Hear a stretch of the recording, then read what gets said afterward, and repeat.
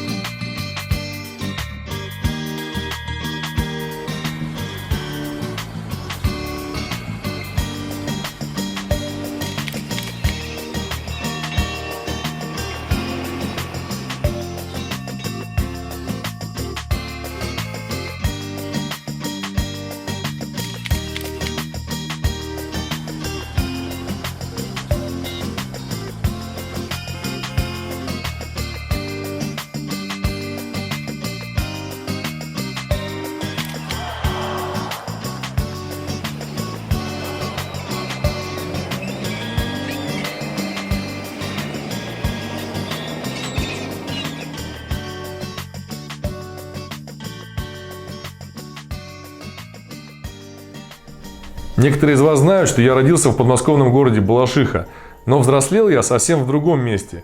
В 1999 году мой отец отправил меня практически жить в город Таганрог Ростовской области, где они совместно с Д.Д. Адамовичем Риггертом, олимпийским чемпионом по тяжелой атлетике, открыли Академию Риггерта, такую тяжелоатлетическую базу, спортивный центр.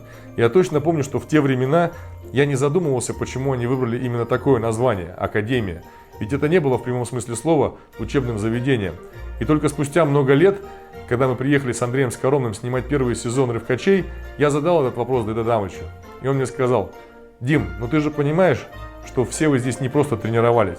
И действительно, задумавшись, я понял, что с 1999 по 2012 год я безвылазно прожил в этом месте. Я познакомился со своей супругой, у меня родилась там дочка, я вырос там в прямом смысле этого слова. И таких, как я, их было много, и поколение до меня, и мое поколение, и те, кто тренировались после меня. Поэтому для многих это место стало полноценным домом. Именно с такими мыслями и с такими ощущениями каждый раз я возвращаюсь в это место. На улице стали, мы жили, мечтали, по улице этой ходили с тобой. До пота седьмого рубились в спортзале и стали командой, и стали семьей. Какими мы были, такими остались, простые рабочие парни из стали. Здесь наши любимые песни звучали, и здесь мы, да здесь мы судьбу повстречали. На улице этой, встречая рассветы, я жизнь и любовь на двоих поделил. Девчонок красивых немало на свете, но сердце свое я одной подарил. Какими мы были, такими остались, простые рабочие парни из стали.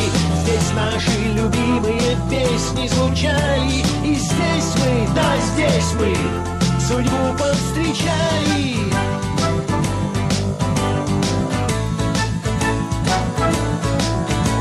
Когда-то, ребята, мы старыми станем, больших и седых превратимся в мужчин. И вспомним с улыбкой себя пацанами и тренера батю, что жизни учил. Какими мы были, такими остались, простые рабочие парни из стали. Здесь наши любимые песни звучали, и здесь мы, да здесь мы судьбу повстречали. Судьбу повстречали. Как говорит мой отец, всегда вспоминая Таганрог, все было не зря. И результат был, и даже с точки зрения устройства личной жизни штангистов от тех поколений, да, вот на момент записи видео, насколько мне известно, 7 штангистов женились на местных таганрогских девчонках. Поэтому даже с этой точки зрения все было не зря. И в соседнем здании, как вы можете видеть, такое зеркальное здание, Там уже Славик Ригерт развивает свою историю любительской тяжелой атлетики, кроссфита, функционального тренинга, качалки.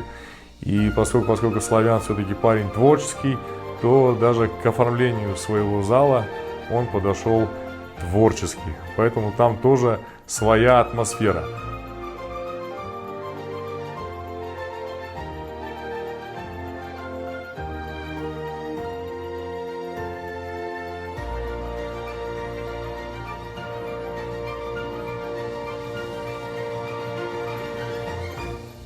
Ну а весь следующий день Славик посвятил своей семье.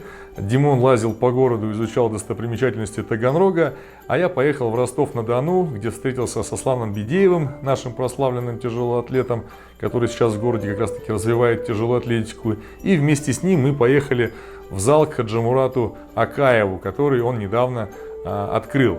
И знаете, читая комментарии под разными интервью, которые я брал в рамках программы «На равных», мне чаще всего попадались вопросы от людей с просьбой: а можете еще раз записать с Хаджимуратом, а где наш Хаджимурат и так далее.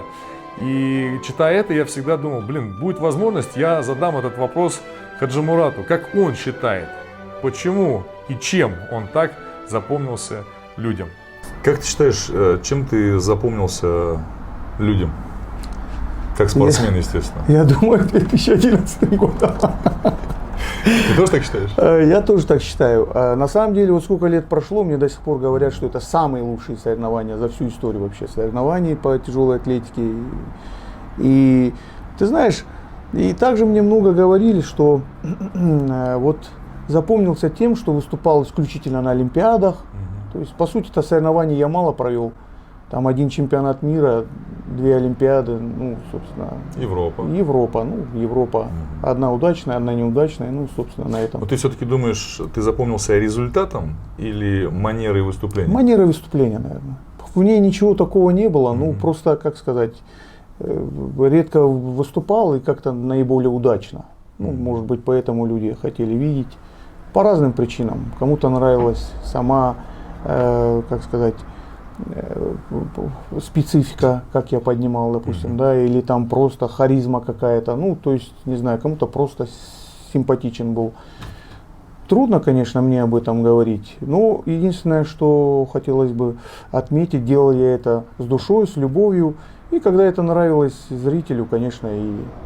Но ты чувствовал себя на помосте артистом? Вот это ощущение себя артиста было на помосте? Ты понимаешь, все зависело от того, насколько я оценивал успех соревнований, итог. Вот, то есть, если я мог где-то поиграть на публику, ну почему бы нет? Ты это делал? Я специально? Делал. Понимая, что зритель ждет этого? Да, я делал это, делал на чемпионате Европы, делал, там, разочек на Олимпиаде сделал. Ну и, собственно, на чемпионате мира. Это все соревнования, на которых я, собственно, выступал. Когда отношения к выступлению именно стали вот такие, что я не только должен поднять ее штангу, но и еще со зрителем поработать, передать ему эмоции? Ты знаешь, на самом деле, вот как ни странно, все равно мы как на сборах находимся все, кто-то от кого-то что-то перенимает, я считаю, это нормально. Происходит рост человека в эти моменты. И, конечно, я видел, как в данном случае ты все это делал, и сначала, конечно, я не понимал, к чему это, знаешь, вот многие какие-то, ну, относительно соревнований, жесты, поступки, поведение, к чему, а потом начал анализировать, то есть одно дело прийти сделать свою работу, а другое дело, чтобы человеку это нравилось смотреть, понимаешь, и с учетом того, что у нас не так часто в году соревнования проходили, ну, да. И когда человек тебе запоминается вот своей харизмой какой-то относительно выступлений, разумеется, ему хочется снова и снова тебя увидеть. И когда это не происходит, он начинает скучать. Поэтому я думаю, что мне папа когда-то в детстве говорил, тебя должны хотеть увидеть. Когда он видят, говорил такое? Да, когда ты часто вот на глазах, ты часто на устах там и так далее, интерес пропадает. Ты был человек из довольно-таки обеспеченной семьи.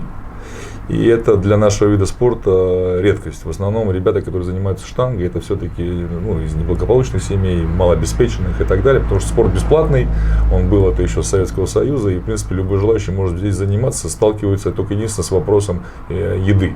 Чтобы мышцы нарастить, надо много есть. Вот. Тебя, будучи обеспеченным человеком, Чего заставляло пахать так же, как и этих голодных ребят? Ну, на момент, когда я начинал, уже, ну, как сказать, город, по сути, скучный, понимаешь? И, собственно, граждан там не так много. И заниматься, кроме как спортом, нечем было особо. Поэтому сказать, что я пахал сильно, нет. Я там просто убивал время. То есть было чем заняться на улице. То есть я не ходил на тренировку. А потом, по мере того, как у меня начало что-то получаться уже, то есть это В какой момент это начало? Спустя сколько времени? Ты знаешь, это я больше чем уверен, это 99-й год. Россия? Да, я по 83-му году, я ездил туда не в своем возрасте, но я мог выиграть. Мы все втроем подняли по одинаковые килограммы, и я стал по собственному весу третьим. Вот это меня, конечно, убило так, и я, честно говоря, после этого уже начал прям заниматься. Ну, опять же, так прям, чтобы я убивался, например. Ну, то есть я те тоннажи, которые ты выполнял за сутки, я выполнял за неделю где-то, понимаешь, даже уже будучи там таким профессиональным спортсменом. Так, тогда за счет чего ты поднял все те же результаты, которые другие пахари подняли? То есть в чем твой талант? Ты знаешь, не знаю, у меня просто получалось это. Вот честно, у меня это получалось. Я не могу сказать, что я даже фанат. Вот я и тогда тебе говорил, и всегда говорил, я вообще не фанат тяжелой атлетики, и вообще не фанат спорта. Я человек свободолюбивый, понимаешь?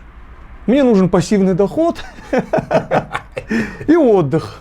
Все. А это все работа, это нагрузка, оно нам ни к чему, ты же понимаешь. Кстати, когда ты был еще спортсменом, вообще чем думал заниматься будешь после спорта? Так вот, подсознательно где-то держал себе там выход из спорта? А вот на самом деле моя беда и беда, я думаю, подавляющего большинства спортсменов, что мы вообще не задумываемся, что будет происходить в будущем, поскольку спортсмены профессиональные, ну ты знаешь, это сборы, это совершенно режим, совершенно беззаботная жизнь. То есть ты пришел, позанимался, получил свою зарплату, живешь и не думаешь ни о чем.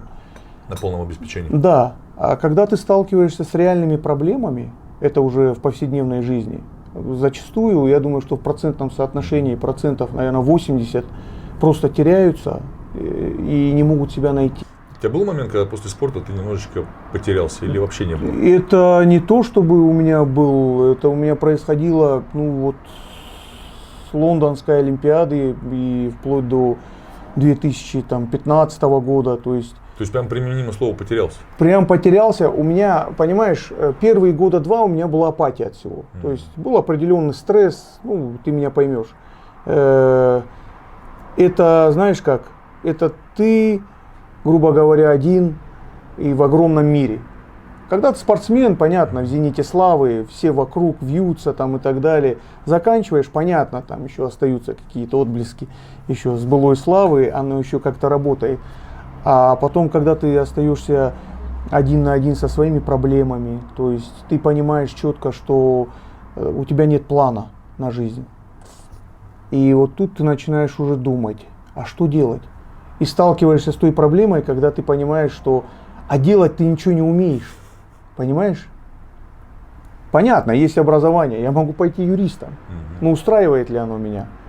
То есть это тоже годы на то, чтобы обрести какую-то практику и быть востребованным. Вот это амбиции, как-то ЧСВ, да, которая взлетела в небеса благодаря двум Олимпиадам, там, чемпионату мира и Европы, оно сидело в голове при выходе из спорта?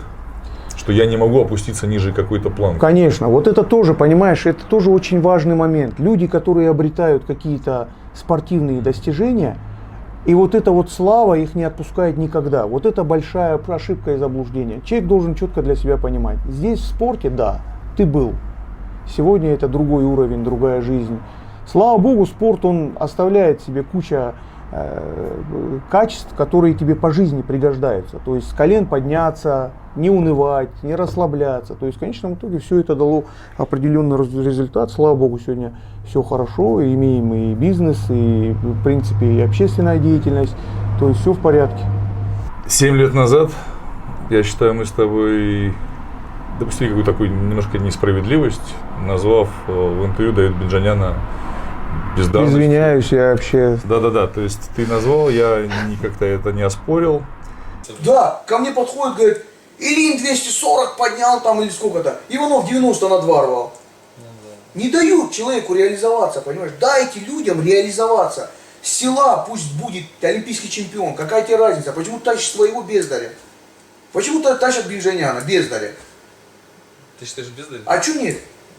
У нас были разные условия в жизни, правильно, тренеров? Абсолютно. Нас душили так, что мы, понимаешь, ну... 5 лет назад, спустя год и 9 месяцев, мы с тобой заново это проговорили, и как-то ты не опроверг это. Сейчас, вот когда Давид действительно подрос, дал жару, ну, дал жары действительно на чемпионате мира сейчас, я надеюсь, ты смотрел. Так. Вот сейчас ты можешь что-то про него сказать? Нет, У тебя поменялось видение? Ружье тоже раз в год стреляет. Мы не знаем, что он как себя проявит. Условия подготовки, это же все учитывать надо. Ну, поднял же результат? Поднял, я же не спорю. Ну, то есть Но ты, я по-прежнему считаю, что он бездарь. вот даже Конечно, а что? после 40 толчок на чемпионат мира? А что это меняет? А сколько он порвал, кстати? Сумма. Он порвал 187 и толкнул Это меньше тебя 240. на килограмм поднял. Да.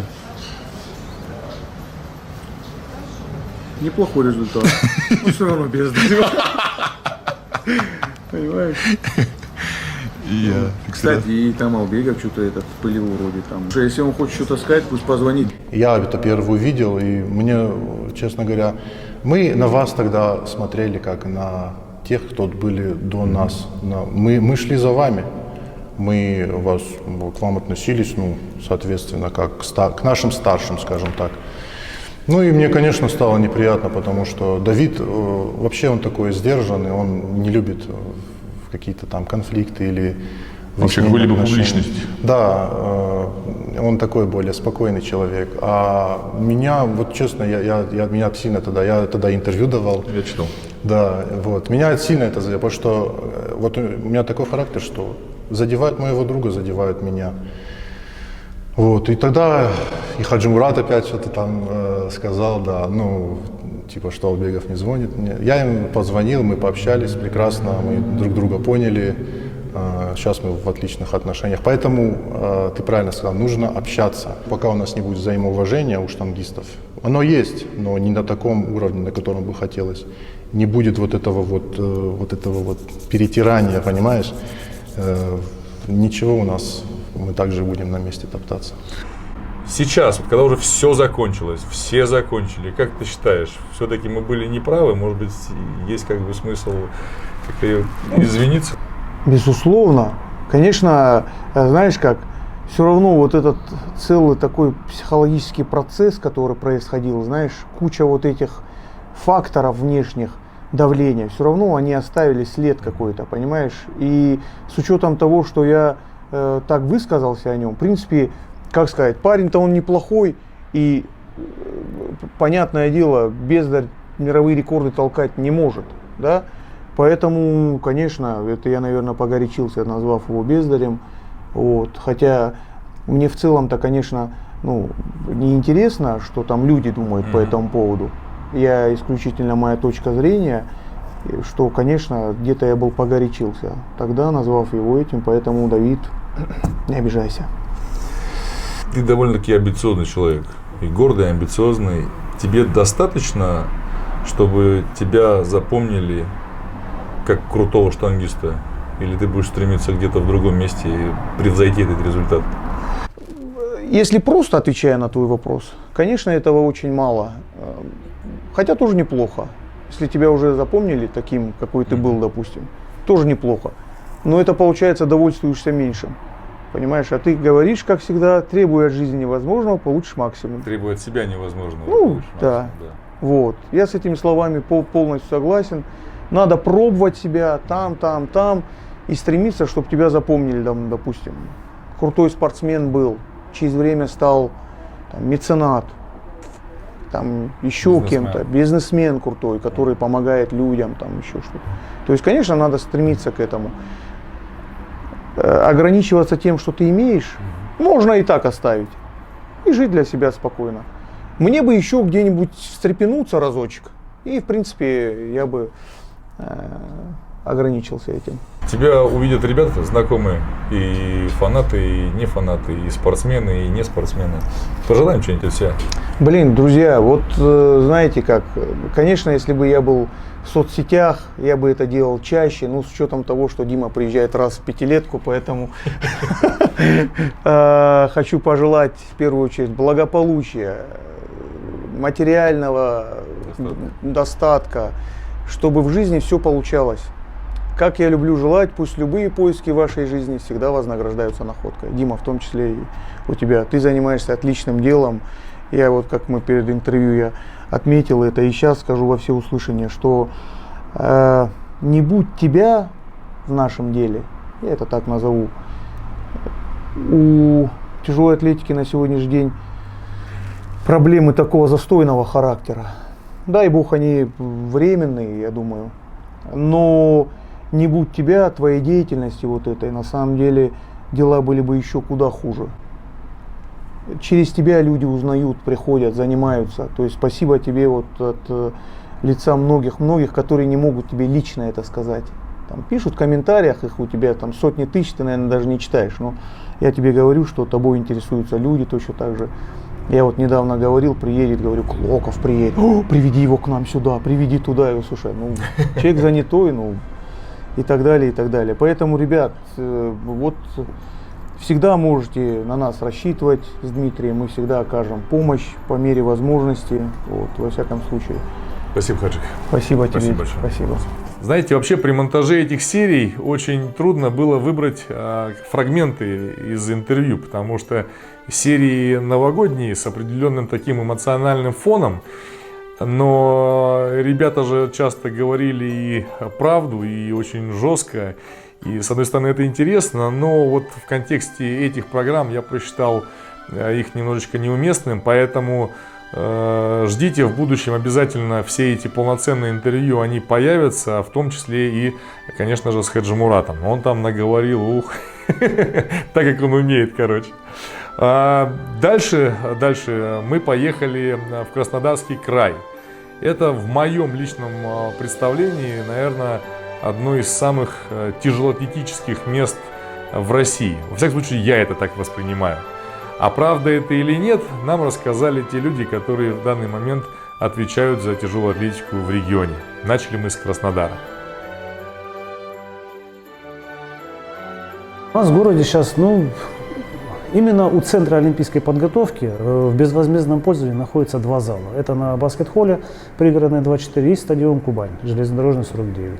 Помимо этого есть муниципальное образование, ДЮСШ 8 на фестивальный зал, СОЖ номер 2, зал они тоже безвозмездно, личного зала у них нет, они тоже безвозмездно пользуются.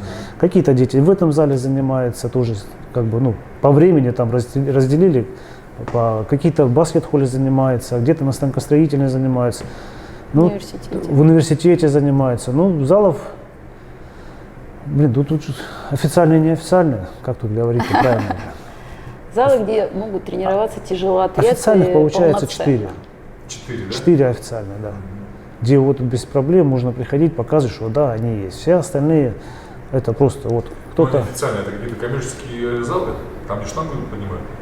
Нет. Что вы имеете в виду? Да, даже не коммерческие залы, а вот залы, которые там помогают любителю тяжелой атлетики содержать, скажем так. У нас такой зал на станкостроительный, и там как раз тренер может тоже тренировать. У него есть и помост, и штанги.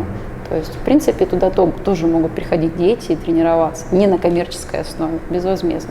Именно вот с тренером. 24 города, района Краснодарского края, где есть спортивные учреждения, есть здесь залы тяжелой атлетики. Из этих 24 13, которые вот мы подконтрольно, скажем, шефство, скажем, у нас, потому что мы там открыли отделение, мы можем туда передавать инвентарь, оборудование, которое закупается, там работают тренеры, это дополнительный заработок, потому что они могут вести подготовку спортсменов и у себя дома, у себя в зале, и также совмещать работу у нас, то есть увеличение заработка. То есть по оборудованию, инвентарю у нас проблем нету. А насчет занимающихся, да, эта проблема есть. Детей мало. Нету той массовости, которая была раньше в нашем виде спорта. Я вот помню, когда я начинал заниматься, мне было в 89 году, Ну, мы занимались, нас было по 6 человек на одном помосте. Мы друг друга подталкивали, быстрее подходи, я оставаю, давай. Как бы было. Сейчас такого нету, такого наплыва. Но я думаю, что это не только в нашем виде спорта, это, я думаю, что во всех видах спорта это касается. Потому что в наше время не было гаджетов. Мы больше, как бы, дети на улице в футбол гоняли, хоккей играли, на тренировки ходили, на турниках, на перекладинах.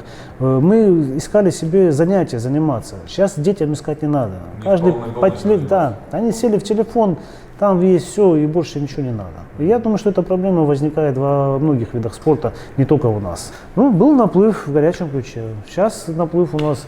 Ну, Беларусь сейчас как раз ты поедешь, там много, за счет того, что там много тренеров, да, много там тренеров. сейчас и молодые тренеры, они сейчас набирают. Энтузиасты. Многие из них мастера спорта, они тренируются, выступают на краевых соревнованиях за Белореченский район. Почти все То есть на мастера кубках, спорта. на чемпионатах, ну практически все выступают. Да, Да. все, кто там сейчас То есть они сами тренируются и они сами набирают детей. Там как бы из основателя Ванес Арминакович, да, был? Ну там да. Толик Крылов у него занимался, Мастер Арабян спорта, занимался. мастер спорта. И сейчас вот эти же вот Арабян, Толик, их же Аветисян, мастера Покатилов. спорта сейчас начинают дальше продолжать. Там То есть все оно как мастера бы спорта.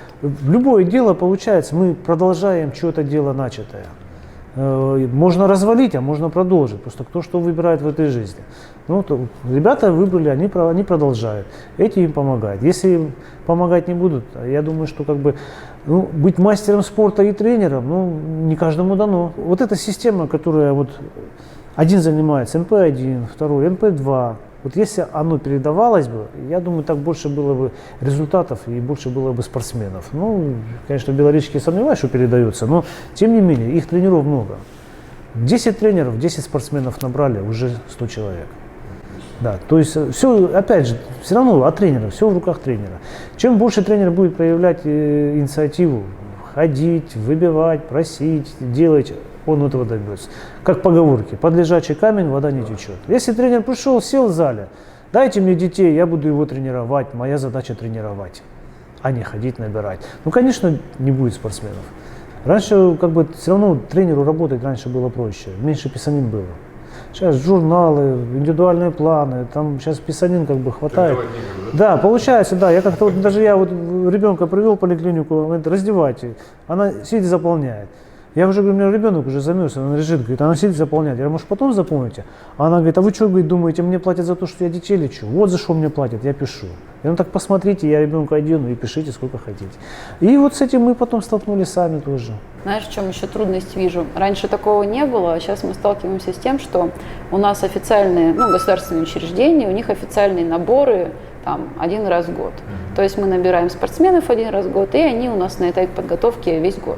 То есть если раньше к тренеру могли в любое время года прийти дети, он мог сказать, вот, я вас научу, приходите, понравится, останетесь, будем работать дальше. А сейчас же, к сожалению, с этим сложно, потому что,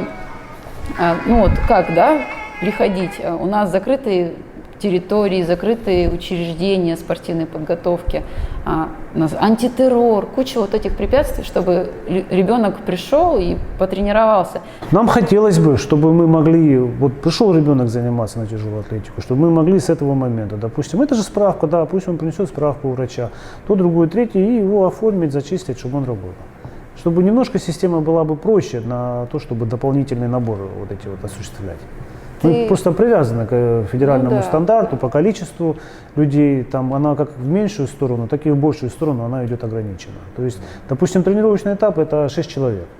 Если один ребенок в течение года перестал заниматься, решил заняться другим видом спорта, или родители, как бывает в школе неуспеваемость, родители запрещают ходить заниматься, получается 5 человек. 5 человек уже не группа. А что тренеру делать? А как ему найти с улицы еще одного человека такого же уровня, такого же разряда? Да, такого же разряда, чтобы он был, там разрыв должен быть 2 разряда, по-моему, разрыв. Сейчас уже убрали, сейчас у нас же новый федеральный стандарт, но было, да, что 2 разряда в одной группе, разрыв не может быть выше. То есть никак. То есть либо у тебя там 3-й юношеский, 2-й юношеский, 1-й юношеский и все, а выше уже нельзя. И без разряда уже все, уже нельзя. Вот это вот проблема. В основном все документы, по которым мы работаем, такое ощущение, что готовят люди, которые не знают вид спорта. не просто там наш вид спорта, а вообще в спорте никогда вот не были. То есть они вот теоретики никогда ничего сами не делали. Ну, возьми наш, да, федеральный стандарт спортивной подготовки, что раньше была почасовка, процентовка, что сейчас процентовка, почасовка. Такое ощущение, что немножко, ну, как-то не доработали, не вникли или что-то. Вот немного это нам не упрощает работу, а усложняет. То есть в основном документы, которые спускаются к нам сверху, они усложняют работу. Хотя сейчас такой век, что мы должны проще быть, чтобы у нас... Да, чтобы было проще, чтобы у нас появлялись возможности для другой деятельности. Ты же знаешь, сейчас действует всероссийский проект «Демография, спорт, норма жизни». По этому проекту у нас идет стройка вот в таких вот сельских отдаленных местах универсальных спортивных комплексов, легко возводимых. Но дело в том, что они возводятся под игровые виды спорта, под борьбу, да, которая у нас сейчас же, вот это тоже есть проект, что борьба в спортивные школы. То есть, опять же, строится, детям дается право выбора, но это не тяжелая атлетика. То есть у нас нет такого, что для нас построили бы что-то.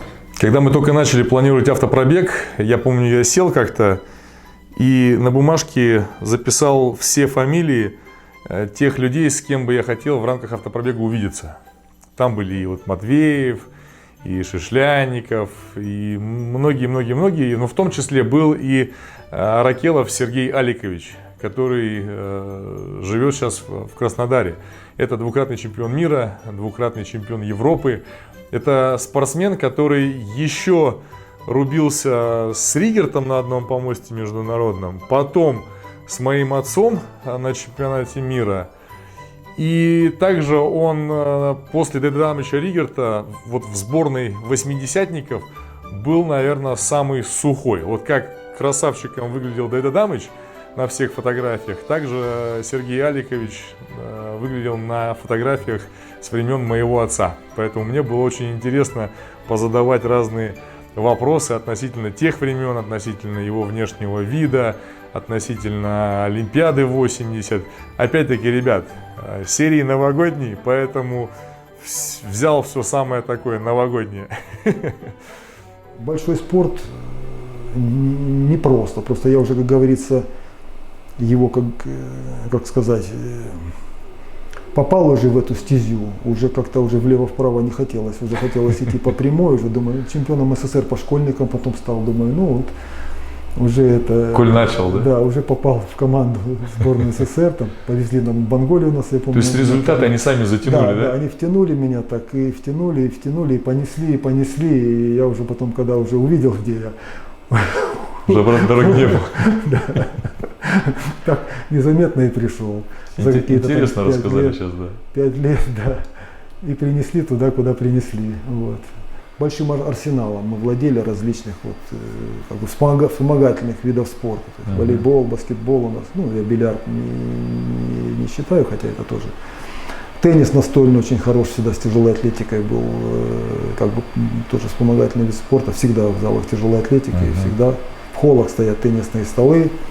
Всегда мы в баскетбол играем, бросаем по кольцу. И тогда волейбол это вообще тяжелые атлеты все, я думаю, волейбол хорошо играют. Мы даже часто очень играли команда на команду. Вы в сборной, действительно, мы видим это по фотографиям старым, да, что вы действительно часто собирались и играли там, в волейбол, может там еще какие-то активности, да? Вы не боялись тогда раньше травмироваться? Потому что вот сейчас, даже себя вспоминая, я боялся какие-то сделать лишние движения, чтобы лишь бы не травмироваться. Хотя у нас конкуренция намного меньше была в сборной, чем у вас. У вас там любого союза бери от 1 по 10 место, и он за призы будет на международных соревнованиях бороться. Да. И тем не менее вы активничали очень хорошо. Да. Почему?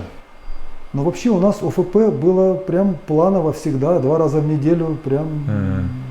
Независимо, там полгода до соревнований, месяц до соревнований? Нет, в подготовительном периоде это вообще постоянно, да? Ближе к соревнованиям там уже идет специальная подготовка, там уже мы береглись. Ну аккуратненько все равно, попрыгать, побегать. Ну и всякие легкоатлетические прыжковые были, там прыжки в высоту с места, тройные с места, там одинарные, ну как раз которые сопутствующие для наших видов спорта. Скоростно-силовая работа, прыжковая, она как раз присуща. Все тяжелоатлеты хорошо прыгают и вверх с места, и тройными, наскоками разными там. Ну вот да. такими, да. Старались беречь руки. Ну, конечно, если в футбол играть, то можно травмироваться сильно, конечно. Если еще в такой мини-футбол, там вообще территория поменьше, там погрубее, там встречаешь соперника, там толкаешь, там.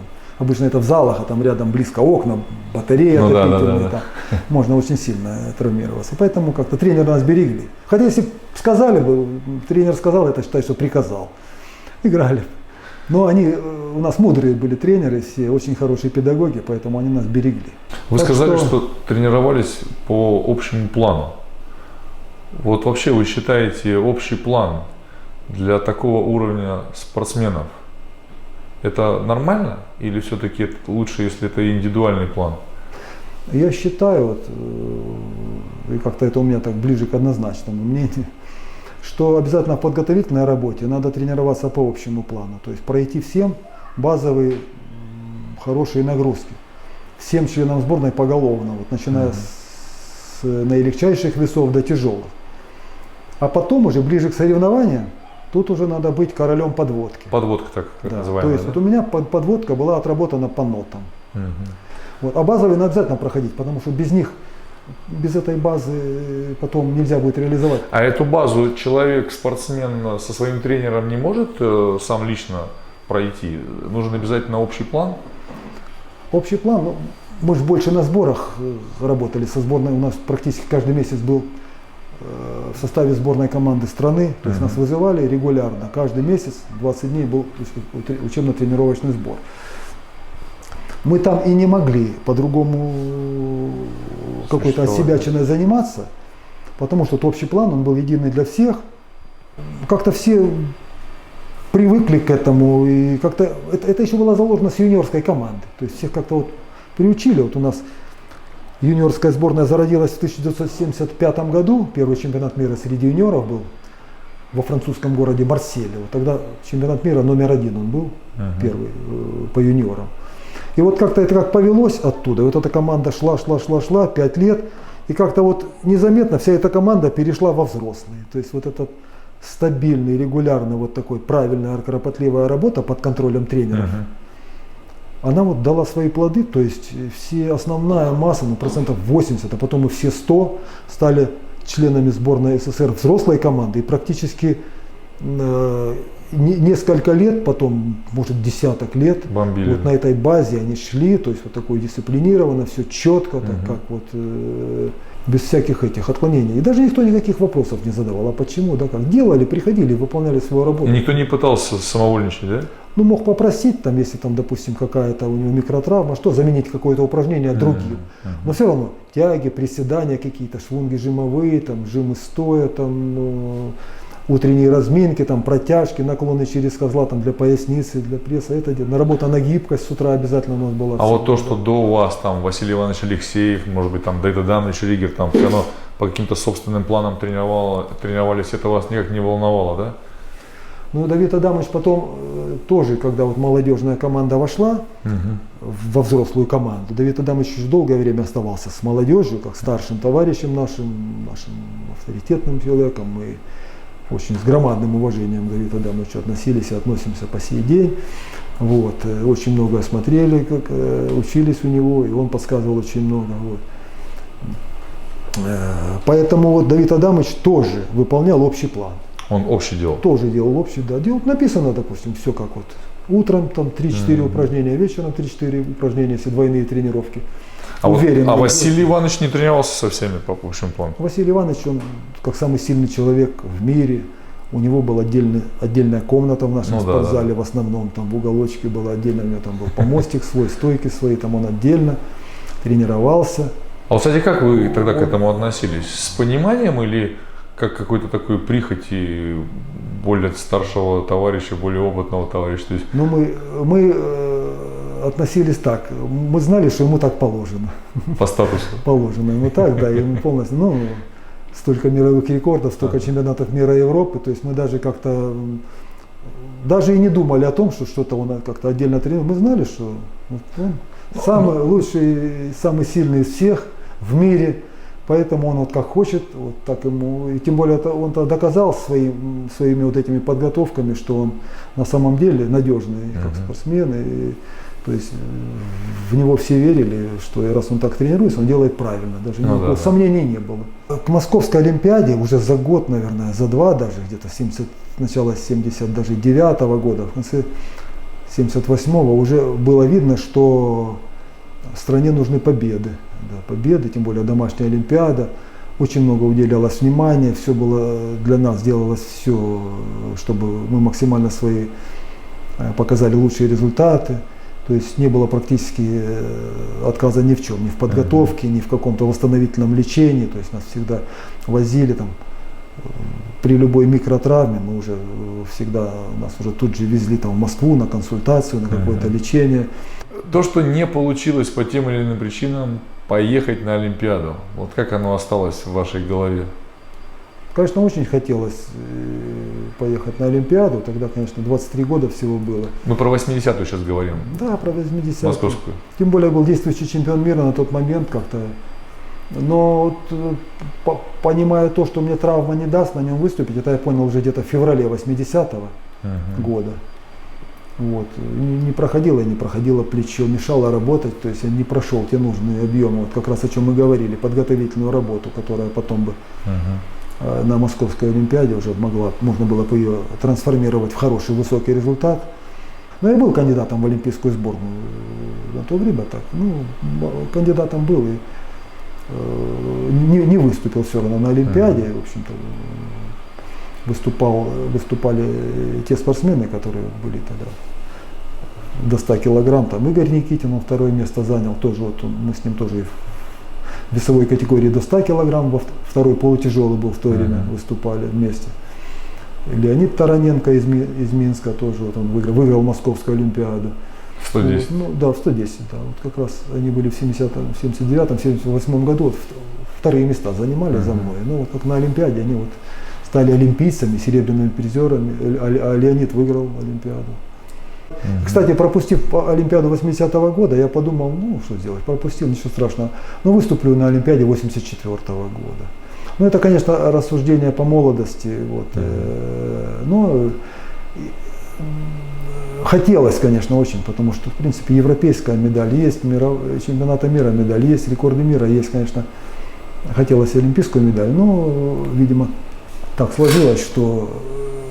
Судьба такая. Да, ну, что сделать, ну, бывает. Я вам чуть ранее уже об этом говорил, но хочу еще раз повториться. Для меня Краснодарский край является одной из самых тяжелоатлетических точек в нашей стране.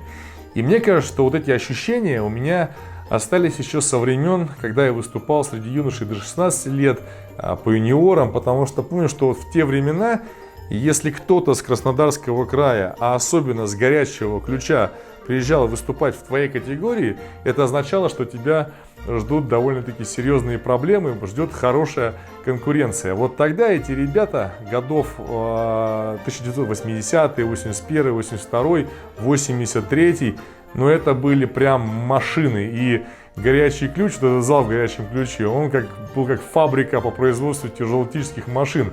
И мне очень хотелось приехать в этот город, мне очень хотелось посмотреть этот зальчик и, конечно же, пообщаться с его боссом Сергеем Сергеевичем Порозяном. Справедливости ради хочется сказать, что все встречи всегда с Сергеем Сергеевичем, они очень такие позитивные, добрые. Сергей Сергеевич, будете смотреть, вам огромное спасибо за время. На следующий день мы поехали в Адлер, где нас встретил другой очень харизматичный парень, Слава Яркин. Мы с ним приехали в зал, потренировались. И, кстати, там я получил еще одну небольшую травму. Меня это еще немножечко подбило, да? Я там поддернул чуть-чуть себе бицепс, делая протяжку. Ну, бывает. Вот, потом мы походили по городу, позагорали, записали классное интервью. Кстати, те, кто смотрели и шоу «Мозгон», и «Где штанги жить хорошо», могли Славика послушать. Очень интересный, говорю, очень харизматичный парень. Всегда с ним можно часами общаться, его слушать. Слав, тебе огромнейшее спасибо. Уверен, что мы к тебе обязательно еще приедем. И вечером мы поехали на встречу к другому человеку, с которым я очень-очень хотел встретиться. Еще готовя первый сезон проекта «Рывкачи», я хотел в обязательном порядке встретиться с двумя людьми. Первый – это Евгений Чигишев.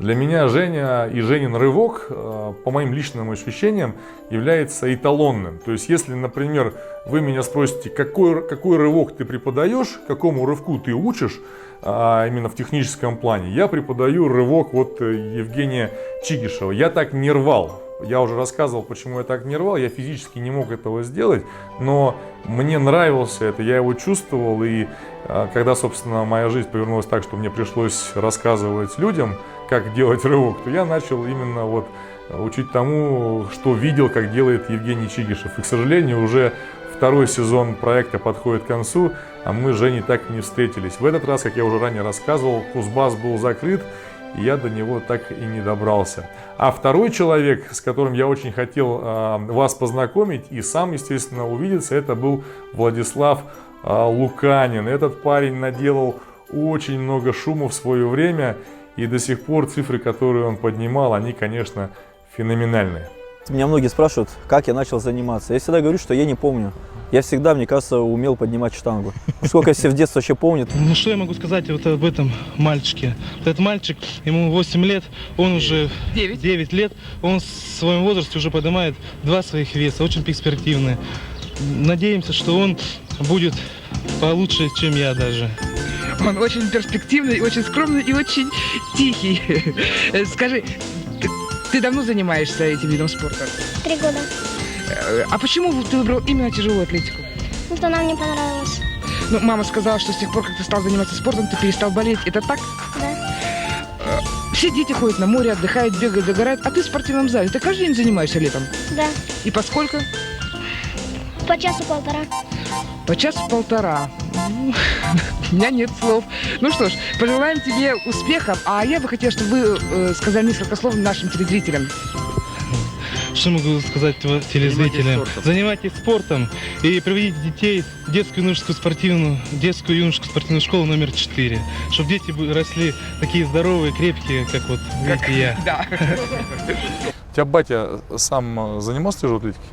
Занимался, да, он около международника поднимал. Даже так? Да, неплохие результаты были у него в категории 82,5, в то время он толкал 190, рвал 155. Можно сказать, что у него в спорте что-то не получилось, того, о чем он, например, мечтал, и вот он очень хотел именно в тебе реализоваться?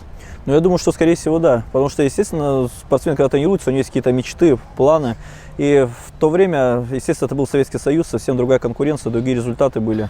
Ну и все равно у него не было, наверное, все-таки достойного тренера. Потому что мы сами знаем на собственном примере, как сложно найти тренера, который бы тренировал. Не везде хорошие тренера, хорошие специалисты.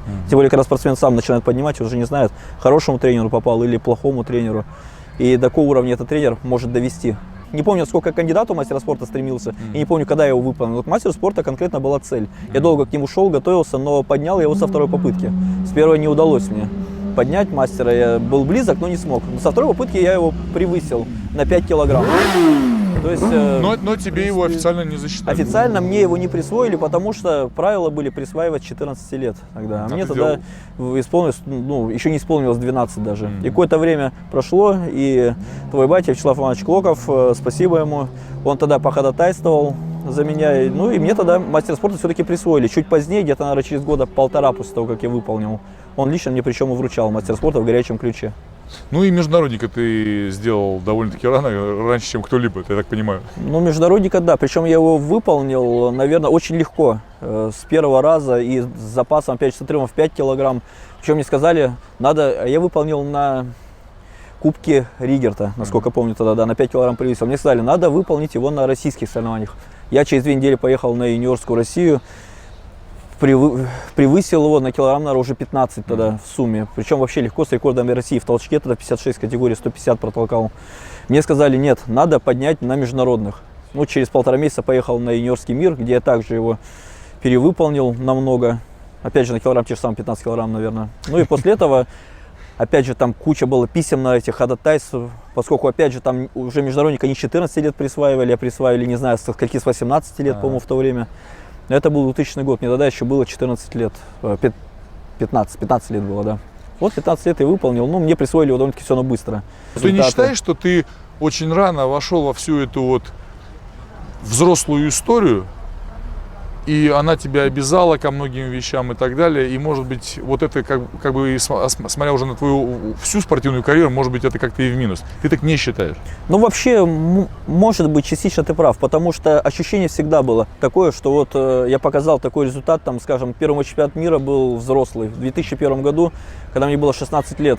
Естественно, была ответственность большая, когда на чемпионате мира выступал, и, скажем, после этого чемпионата мира любые соревнования, если я где-то выступал и неудачно, это как бы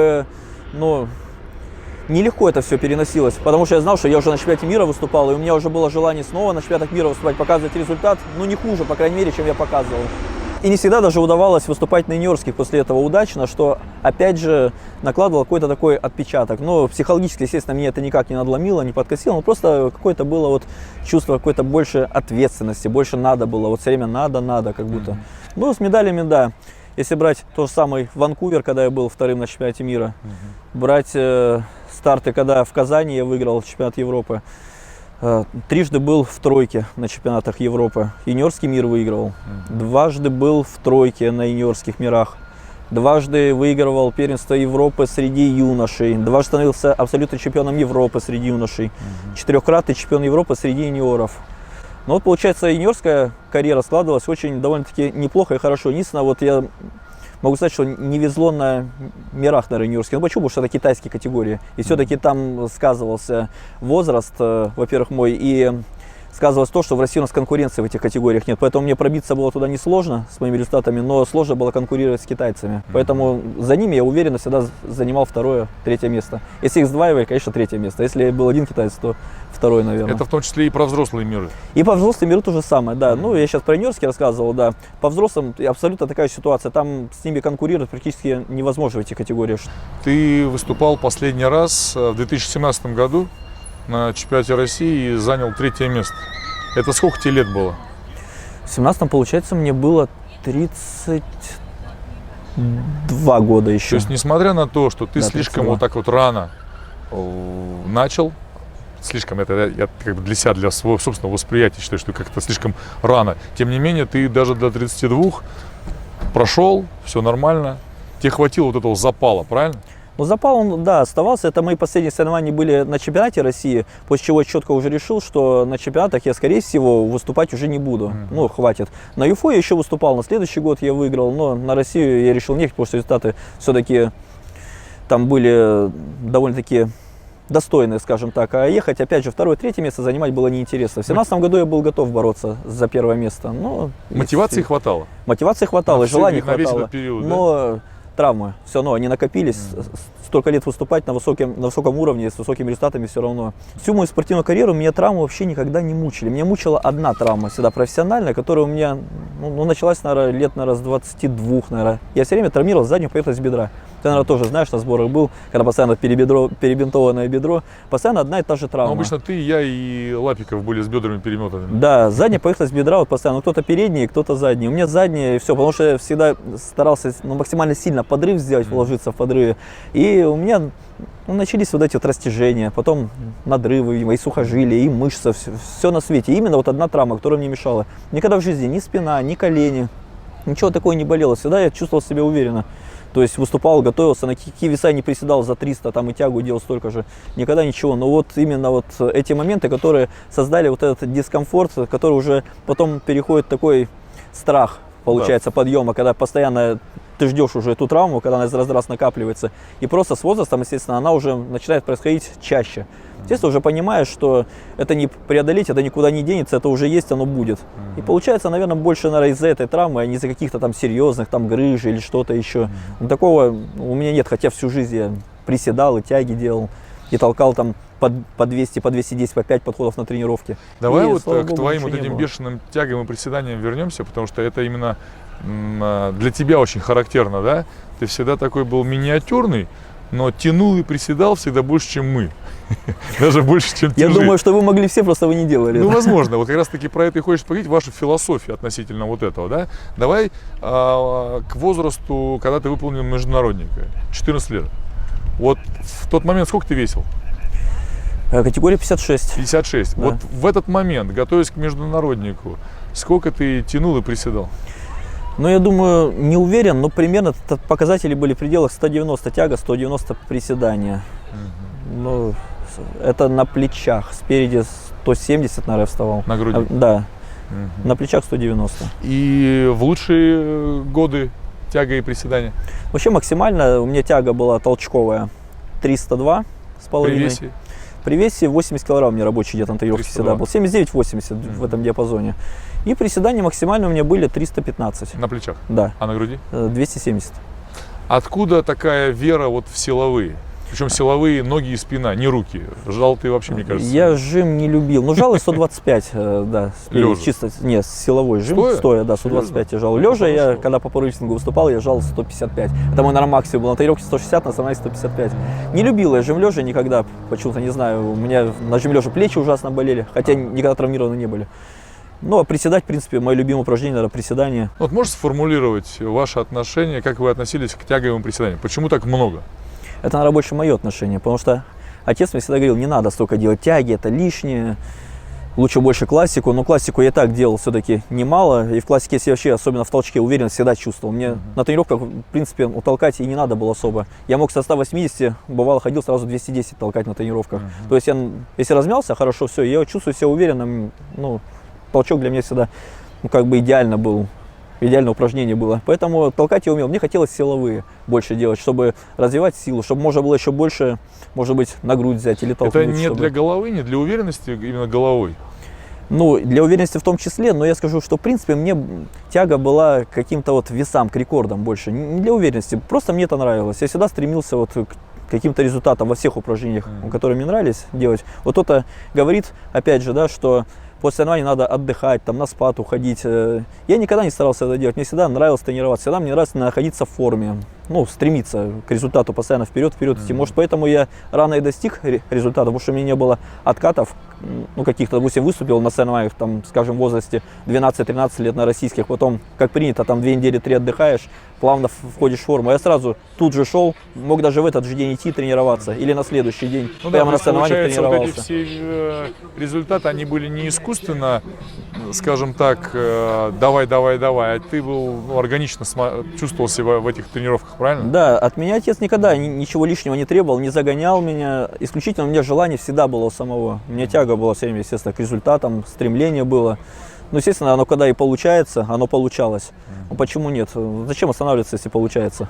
Ты сейчас, оценивая свою спортивную карьеру, как она прошла, что ты делал и как ты делал, есть какие-то вещи, с которыми ты не согласен и которые ты поменял бы? Отнесся бы к ним по-другому? Естественно, вещи такие есть. Всегда мы ошибки видим, когда уже прошло какой-то период времени, проходит, выводы делаем. Но, скорее всего, если повторить, опять же, эту же спортивную карьеру, наверное, все-таки эти ошибки могли бы повториться. Вот как я думаю, и ты, вот, наверное, много понахватал травм в свое время, которые ты выводы делал, вот не надо было это делать. Но ввиду, опять же, характера, ты знаешь, куражливости, да, когда на тренировке идет, получается, ты знаешь, что вроде бы и не надо, а хочется. И все-таки ты идешь, и где-то велика вероятность травмы, и, как правило, она и происходит, да, вот как у тебя, я помню, серьезная травма плеча была на 264, по-моему, килограмма, или 262 тогда, да, ты Ну толкал? да, я готовился. Было желание, ты когда готовился, стремился, и у тебя был азарт тогда, ну, так же у меня бывало, знаешь, что опасно, может травмироваться, мышца забита, а чувствуется, есть запасы, хочется вот больше поднять. И как бы сейчас знаешь уже, что не надо было, но с другой стороны, дай снова это сделать, и не факт, что знаешь, вот. Ну, те, кто давно за мной следят, знают, что я провожу семинары по тяжелой атлетике, а также учебно-тренировочные сборы и в России, и за рубежом. А вот Владик, он вроде так вот скромненько, аккуратненько, а уже красавчик. Весь мир-то практически по той же самой тематике и объехал. Поэтому, Влад, ты молодец, интересно рассказываешь. Видно, что за все эти года, вот сколько мы знакомы, очень сильно вырос. И я даже, знаешь, после встречи задумался о том, а не повести ли нам с тобой где-нибудь на юге совместный учебно-тренировочный сбор. Поэтому считай это официальным тебе предложением. Ну а затем из одного курортного места на следующий день мы поехали в другие курортные места. И начался наш день с посещения Туапсе. В этом городе тоже есть зал тяжелой атлетики, и он очень даже неплохой. Помню, когда я в него зашел, осмотрелся, я помню эти ощущения, мне показалось, что я нахожусь не в здании, а в какой-то летней беседке, но застекленной. Вот не знаю почему, вот такие вот ощущения я тогда испытал. Зал хороший, тепленький и очень классное место, где он находится, вот этим с внутренним двориком. Ну, короче, ребят, удачи вам, спасибо большое за встречу. И дальше мы поехали в сторону Анапы, в Суко. Это место, я думаю, известно не только штангистам, которые были там много раз на сборах, а и просто людям, туристам, любящим пляжный отдых, да? Так как вся вообще эта полоса, она является туристической. И я там никогда не был. Вот на машине вдоль моря я никогда не ездил, но мне очень понравилось. Вот эти вот сосны, вся эта хвоя, вот эти камни, песок, бирюзовая вода, ну блин, ну это просто хорошая погода, это очень классно. И когда мы приехали в Суко, у нас до встречи, до следующей, было еще полдня. Я помню, я очень хотел позагорать. Вот после всего вот этого вот, что мы проехали, мне просто хотелось вот свою вот эту вот синеву, да, немножечко, так сказать, притонировать. И я лег, и я чуть не сгорел. Я даже был готов сгореть, так сказать, позагорать с запасом. Вот. И вечером мы пошли даже, можно сказать, в зал. И зал вот мне там очень понравился. И я даже тогда вот задумался о том, а не провести ли мне там учебно-тренировочные сборы, именно вот летние, да. И когда я чуть ранее, Влад, тебе предложил сделать сборы, я имел в виду именно вот это место. Оно классное. И вот сейчас, на данный момент, в моей голове сидят 3 места. Москва, где можно проводить учебно-тренировочные сборы, Питер, Тярлево, культурная столица нашей страны, и юг России, Суко. И море, и камушки, шикарное местечко, классная еда, шикарный зал. Вообще супер, мне очень понравился. И затем на следующий день мы двинулись в Адыгею. Началось посещение Адыгеи у нас с Энема. В Энеме нас встретил Рома Казаков, тренер Родиона Бочкова, нашего тоже уже прославленного тяжелоатлета. И вот там на их достижениях, благодаря их достижениям, построили новый тяжелоатлетический центр. И вот что мне бросилось в глаза, там стоит большое здание, заново построенное, а рядышком стоит вот та самая маленькая такая какая-то, не знаю, кочегарочка или что. Сейчас там баня у них находится. Но вот просто здесь они начинали, вот во всей этой антураже тренировались, пахали, и потом, как результат, вот это новое, современное, шикарнейшее здание. И опять-таки, ну, в десятку лучших залов России, я считаю, это здание и этот зал можно относить смело. Очень круто.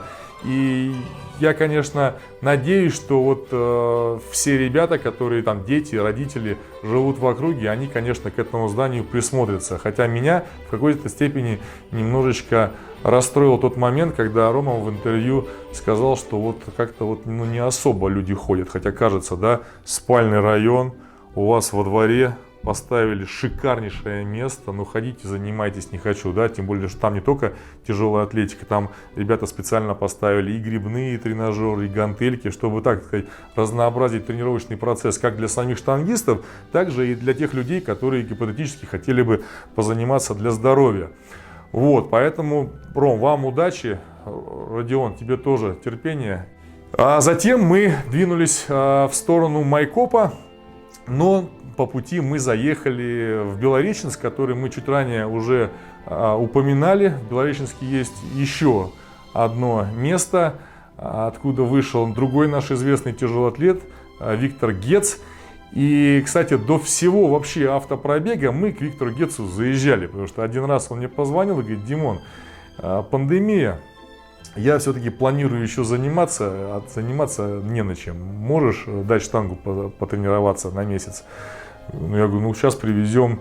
Ну и мы, короче, эту штангу ему привезли, с трудом мы это все дело разгрузили, дотащили до его квартиры. И потом в его небольшой квартире, прям, я не знаю, сказать, на кухне или в спальне, ну, короче, прям посередине квартиры соорудили помост, немножечко потренировались, классно пообщались. Вот, и знаете, когда я вот увидел сначала, где он сейчас живет, в новостройке, в Москве, на Рублевском шоссе. Это не та Рублевка, но это Рублевское шоссе и воспринимается на Рублевском шоссе.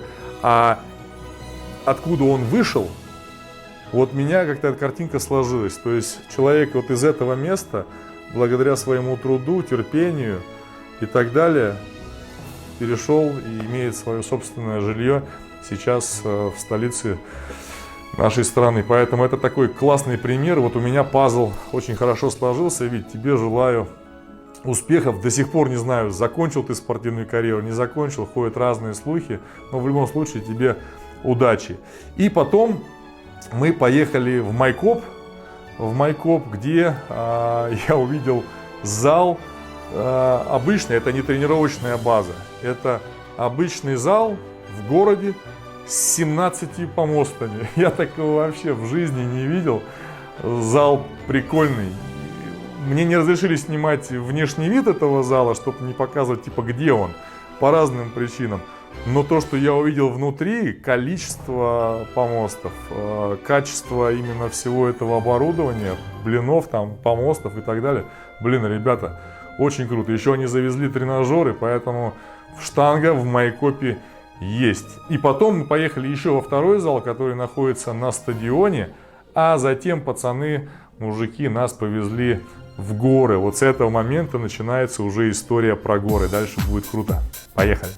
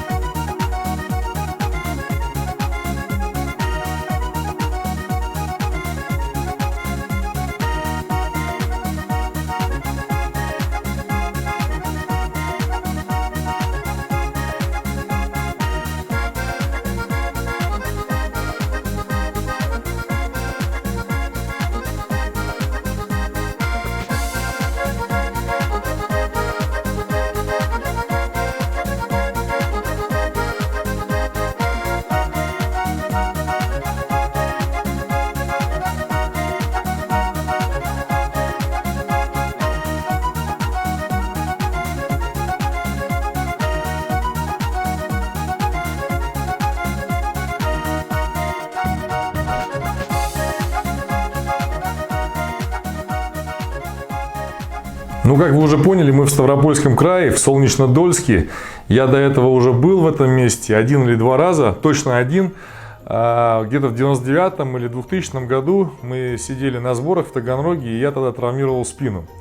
И Андрей Иванович Чемеркин, глядя на то, как я мучаюсь, он сказал: ну что ты, поехали. Я все равно собирался домой ехать, я тебя отвезу к одной бабушке, она тебя посмотрит. И действительно, она меня посмотрела там туда-сюда, и у меня все прошло. Я не знаю до сих пор, как это работает. За всю свою там 20-летнюю спортивную карьеру очень много раз обращался к каким-то таким методам. Не всегда помогало, но вот тот случай я точно помню. И какое-то там несколько недель до меня Мышковец еще Юрий тогда ездил, тоже вернулся абсолютно красавчиком, хотя до этого до столовой еле доходил. Поэтому я не знаю, как это работает, но часто это помогает. А еще, когда мы были в Солнечнодольске, мы заехали тогда в зал, там, откуда вообще вышел Андрей Иванович, где он тренировался. И помню, зал находился ниже уровня земли, как-то в подвале, но с какими-то окнами, какая-то непонятная, короче, конфигурация. И мне очень хотелось еще раз это увидеть и это все снять. И когда я уже сейчас ехал в город, я был уверен, что мы едем именно туда. Но приехав по адресу, я понял, что это абсолютно другое здание, это абсолютно другое место. И этот зал, это, конечно, уже современный, шикарный зал со всем необходимым оборудованием. Что стало с тем залом, я, если честно, так и не спросил. но это мне все понравилось. Я так понимаю, они там проводят большое количество соревнований. Ну, класс. Еще мы потом записали с Андреем Ивановичем классное интервью. Надеюсь, вы уже видели. Если нет, то я в описании под видео ссылочку прикреплю. Посмотрите, пожалуйста. Мне кажется, это очень интересно. А в этот приезд мы записали интервью с Давидом Биджаняном, что, собственно, лично для меня тоже было очень интересно и приятно, потому что Давид, он такой соперник был очень серьезный, интересно было его послушать. У меня отец мастер спорта по тяжелой атлетике, и он меня начал тренировать. У нас в городе, в котором я родился, Большой Камень, ну, как такового не было профессиональных секций. Вот, было карате, был кикбоксинг, куда я тоже все ходил, но самое длинное на кикбоксинг я проходил. Я пришел в секцию, меня тренер по кикбоксингу отправил бежать кросс со старшей группой, и я прямиком побежал домой. Вот, ну как бы так, да. Ну и отец говорит, ну раз не понравилось, то буду я тебя тренировать. И все, и меня до 13 лет я тренировался дома, а потом поступил в училище Олимпийского резерва. Правильно я понимаю, ты родился на Дальнем Востоке? На Дальнем Востоке, да. Вот где сейчас все это происходит, где суда ремонтируют, заводы и так далее. Вот там я и родился. Мы тебя все знаем как толкача. Как это было по юношам, так же? По юношам нет. Должен сказать, что толкать, наверное, вот уже. Может быть, из-за того, что и возраст как бы приблизился, да, для профессионала. Но и плюс, конечно, в моей карьере, из-за чего я так начал толкать, это все благодаря моему тренеру, конечно, Владимиру Никитьевичу. Ну, он знает, как это делать. Знает, как побежать за счет толчка. Знает, как толкать, да. Сколько ты толкал до того, как начали работать? 25 на Европе я толкнул, 25. 25 на Европе. Да, выиграл Европу тогда, юниорскую. Ты всегда шунговал же? Нет, толкал в ножницы. Ты в ножницы толкал? Но даже тогда... У тебя видео такое есть? Ну, дома есть 100% такие видео, да. Ты знаешь, я в 18 лет в 94 весовой категории поднял 55, порвал, 200 толкнул. В ножницы толкал. Но даже тогда я со стоек шунговал 210. То есть шмук я прям вот раньше, даже и раньше я чувствовал, понимал. А почему вы сразу на шмук не перешли, если так получалось хорошо? Ну, не знаю, раньше было как-то принято, что шунгуют те, у кого там плохое включение в плечах, там, ну, что-то со спортсменом не то его пробуют шунговать. Все как-то толкали в ножницы. Вот. Ну и мой тренер был на тот момент, Владимир Федорович Ким, да, он был немножко против шунга, но отец все настоял на том, чтобы я шунговал. Просто я его чувствовал, шунг. Я его понимал, как бы, да, и до этого, даже когда толкал в ножницы, ну просто вот начал я шунговать. Ну почему бы не попробовать? Многие же так делают. Почему бы не попробовать? Точно так же, как и в рывке. Поменять шире хват или сделать его уже, там, или подрыв покороче, или повыше подрыв. Ну это то же самое, просто обыкновенный эксперимент перерос вот в такой вот, в мировой рекорд. За всю спортивную карьеру у тебя был момент, когда ты прям вот, ну, рвал очень круто? Было, конечно, да, когда было. Но это тренировочный, в первую очередь, ну, в тренировочном процессе. Ну, как бы для меня 87 на чемпионате мира это был неплохой результат, но и 90 я рвал, вот в Питере 90 рвал. На тренировках я 90 двоил, с помоста плюс свиса, правда. Вот, но это тоже, я считаю, не для рывкача нормальный результат 90 двоить. Но даже тогда вот я в Инстаграме, один из постов у меня был, где я вот выложил эти 90, у меня там кто-то спросил, вот почему там так-то, так-то. Физики хватало и больше, и 200, и за 200 рвать физики. А вот именно вот что называется вот чувство, да, которое ты не можешь объяснить, то вот этого и не хватало. То, что у меня есть как раз таки в нагруде и в швунге. Олимпиады. Могло у тебя быть? Могли. Могли даже, могло, да. Могли, да. Могли да. у тебя быть Олимпиады в твоей спортивной карьере. И первое, как я понимаю, причем дали мне возможность задуматься об этом буквально несколько дней назад. Несмотря на то, что прошло когда уже мы общались про 12-й год. 8 лет. Да, оказывается, а я этого не помню, оказывается, в 2012 году ты просто взял и уехал, не стал оставаться на сборах. Было такое? Нет, Дим, такого не было. Там даже дело до сборов не дошло. Просто мне сказали, что... Или не поехал ты? Вот я не поехал, да, меня даже и не взяли. на сбор, несмотря на то, что, опять же, возвращаясь к 2011 году, я и, сильный результат, 90-40, и потом я выиграл Европу, и потом я выиграл Россию. Да, там результаты, конечно, были меньше, чем ваши результаты с Хаджимуратом, но все равно я думаю, что я был достоин как минимум на подготовку поехать. А почему тебя не взяли? Потому что сказали, уже 2 человека есть. Но ведь все может случиться. Все, но это не мы решали. 16-й год. 16-й год, это всем известная, уже тогда начавшаяся пандемия, в кавычках, массовое истребление российских спортсменов, отстранение. И мы попали в том числе, несмотря на то, что нам уже купили билеты, нас экипировали. Да, я слышал, что ты и еще кто-то экипировался. Олег чем. Да? А как так получилось, что вас экипировали? Не знаю, вот так вот нас экипировали, причем нас экипировали не потому, что мы там какие-то были особенные из всей команды.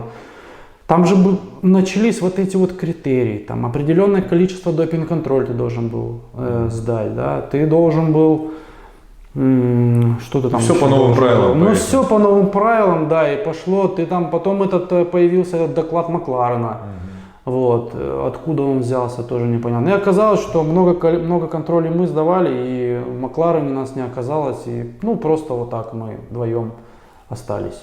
Просыпались с Матч ТВ, засыпались с Матч ТВ, а что там, какие новости? То есть мы уже были, наверное, нас готовили, мы были, может быть, чуть-чуть из всей информации, мы были готовы, что это может быть. Поэтому, не знаю, я не сделал, наверное, из этого огромную трагедию, но уже случилось. Что из этого делать большую трагедию там? Я так понимаю, что ты еще не завязал с тяжелой атлетикой? Нет, не завязал. Вот я же видел это. Да. Я поэтому, знаешь, так вокруг да около хожу и вижу, как ты отвечаешь, ты еще не завязал с тяжелой атлетикой. О чем ты сейчас мечтаешь? Вот что в твоей голове как спортсмена? В моей голове как спортсмена. Давай так вот на чистоту, что я вот о каких-то более высоких вершинах спортивных, я о них не думаю сейчас, а вот я там, вот как это было в юношеской, юниорской голове, что у меня весь путь спортивный впереди, я хочу там выиграть Олимпиаду, да? Нет, сейчас такого нету, в силу того, что и ситуация сама по себе непростая, и плюс возраст, когда это разрешится, неизвестно. И надо сказать честно, что и травмы тоже были приобретены. Поэтому именно что будет с моей спортивной карьерой, я не знаю, но я к этому вообще легко отношусь просто. Завтра она закончится, и закончится, ничего страшного. Было много что хорошего. Уже, можно сказать, реализовался. Реализовался, да. Где-то, конечно, ты по-любому чемпионом мира хотел стать, у меня был шанс, но я им не воспользовался. По каким причинам это уже другое дело, но он был, я им не воспользовался. А так, я считаю, что 2 мировых рекорда, европейские рекорды России, это нормально. Да, это больше, чем нормально. Да, наверное. История уже. На следующее утро мы приехали в аграрный университет города Ставрополя, где нас встретил Евгений Несмеянов. Это тоже штангист, выходец из Солнечнодольской школы тяжелой атлетики. И сейчас он работает как раз таки в университете, преподает тяжелую атлетику. И зальчик кайфовый. С одной стороны штангисты тренируются, с другой стороны тренируются пауэрлифтеры, еще и качки. Как вы видите, зал очень приличный. Евгений рассказал нам о том, как они болели за Андрея Ивановича Шемекина, когда он выигрывал свою Олимпиаду в Атланте. И было интересно послушать из первых уст, как это было, да. И затем мы поехали в сторону Невиномысска, но по дороге, сейчас увидите, как мы заехали на мойку, помыли наконец-то свою машину, потому что, катаясь по Ставрополю, наша машина, мне кажется, была самая грязная, потому что мы только-только как раз таки спустились, как говорится, с гор, и машина была ушатана. Мы ее помыли. Потом поехали в Невиномыск, и вот про это хочется немножечко сначала рассказать, а потом все посмотрите. Невиномыск – это тяжелоатлетическое место. Вот помните, несколько серий назад я вам рассказывал о том, что Липецк считается местом, вот, где очень часто проходили соревнования по тяжелой атлетике. Так вот эти соревнования проходили по юношам, по юниорам, вот по тем возрастам. А в то же самое время взрослая вся банда, все вот основные ребята, они тусовались вот в этом районе и выступали как раз таки очень часто в Невинномысске. Здесь такие веса ворочали в этом зале, ого-го. И я помню, вот старшие товарищи, они постоянно рассказывали, что в Невинномысске трибуны всегда полные. И на трибунах очень много красивых девчонок. Вот эти вот вещи, они постоянно вокруг меня где-то кто-то рассказывал, и мне было очень интересно на все это дело приехать посмотреть. И уже со временем, когда я тоже немножечко подвырос, мы там несколько раз выступали, и я могу точно сказать, что трибуны действительно всегда в Невинномысске были полные. Я не знаю, почему так, но вот так получилось, что сейчас соревнования там уже не проходят, хотя все, кто там выступали, я думаю, вам приятно будет увидеть это видео, насколько изменился сам дворец спорта Олимп, да, и ремонт в зале сделали очень шикарный, хорошие полы, помосты, там штанги, ну, все выглядит очень круто. Конечно, те, кто помнит, как это было до этого, я думаю, приятно улыбнуться. Вот. И, естественно, выступательный зал выглядит абсолютно иначе, и все коридорчики, и холл, и, короче, я очень надеюсь, что со временем штангисты опять начнут туда приезжать и начнут опять проводить там соревнования. Это крутое место, все штангисты его знают. Вот. А закончился наш день уже в Нальчике. Поэтому смотри. Вот так вот мы покатались по горам Кавказа. Такие вот грязные. Одни в Ставрополе ездим, как это, я не знаю. Кто в машину упирался? Чё? Да не знаю. Мэр, нифига у тебя здесь все, у тебя здесь и тосол, и вино, и протеин.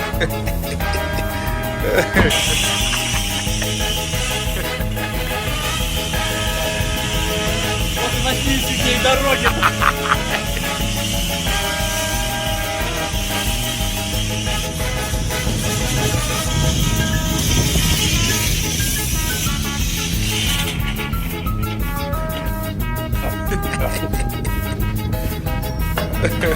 Что дальше? Ждем, она сейчас помаринуется, немножко стечет. Потом вторая полчонка пойдет. Водички прибить.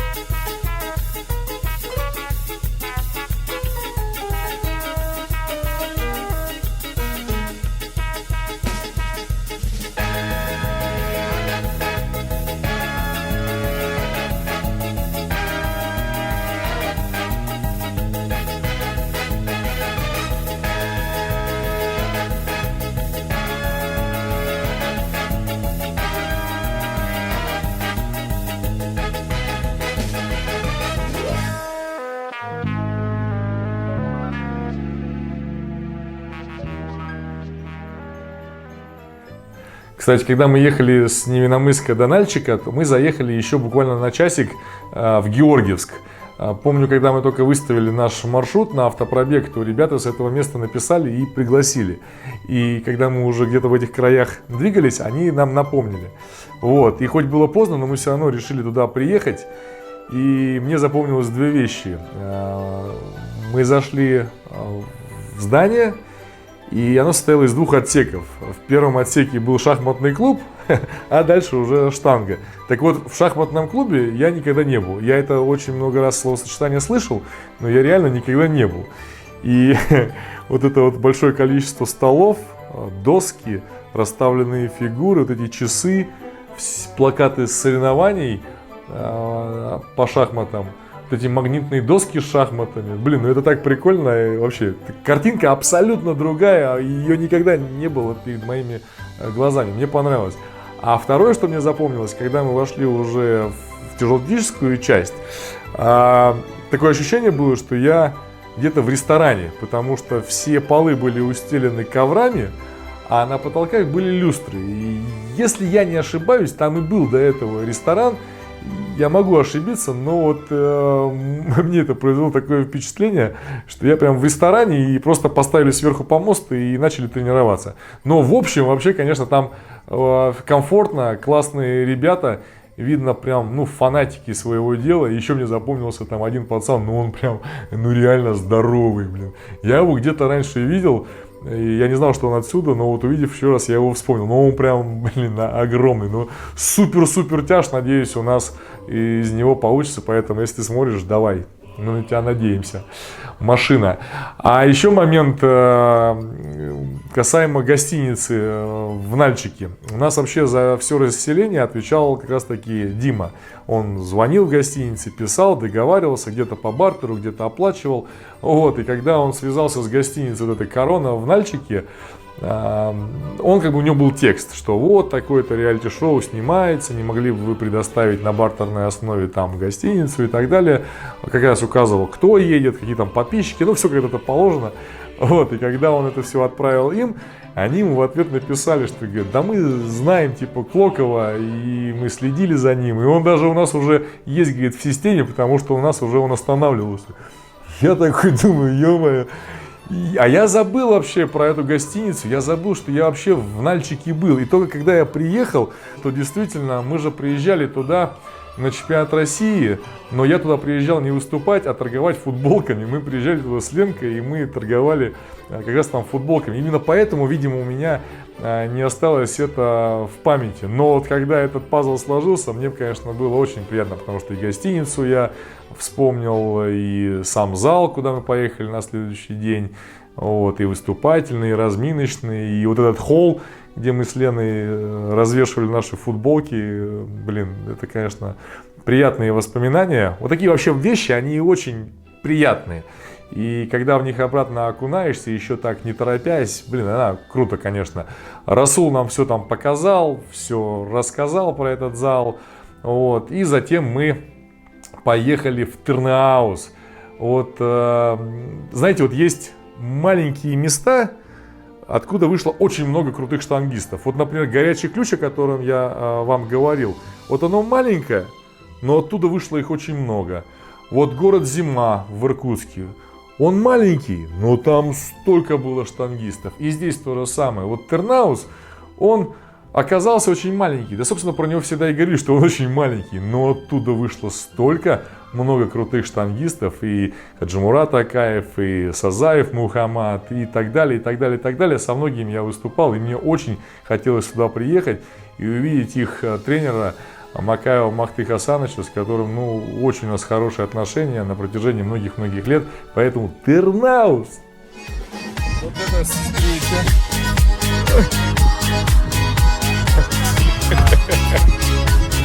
Спортсмены, штангисты. Я думал, меня уже тормозят бить. Встретились, два москвича. Мне Махты позвонил, сказал, что ты тоже.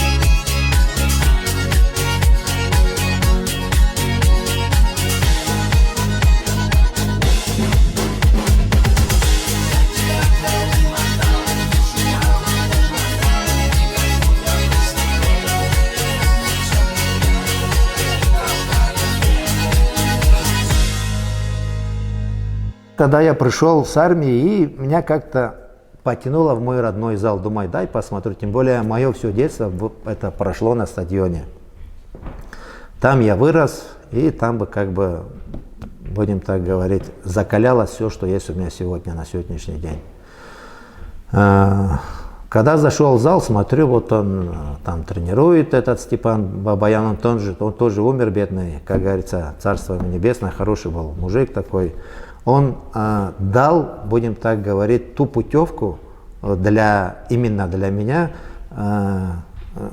которую я, как говорится, подхватил. Как тренер. Да, как тренер. И, в общем, начал потом уже заниматься тренерской деятельностью. Когда ко мне приходили спортсмены, я им говорил, я сам был не великим спортсменом, я всегда говорил, что я был зачетником, рядовой мастер спорта. Но из вас я постараюсь воспитать сильных, красивых и смелых ребят, которые принесут нашей республике, нашему обществу хорошее и доброе.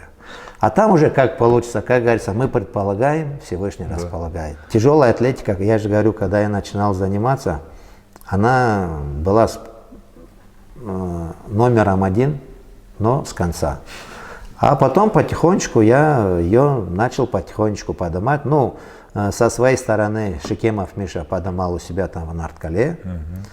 Я поднимал у себя в районе. Мой первый выезд за границу, это была Ла Коруния, Испания. Вот туда с Кардановой мы поехали, да, она там стала второй. И как бы я вот первую серебряную медаль привез в этот город.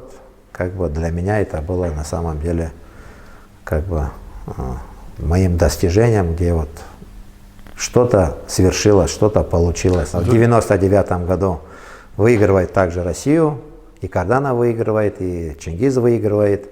Уже мы все вместе едем в Лилиана Сабиадора. Кстати, наверное, да, ты тоже там был. Вот. Карданова тогда выиграла, Чингиз стал третьим.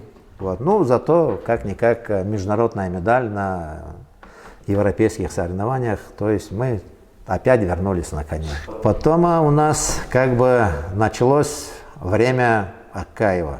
Вот я когда с ним куда-то выезжал, я знал, что мы едем брать и только золото.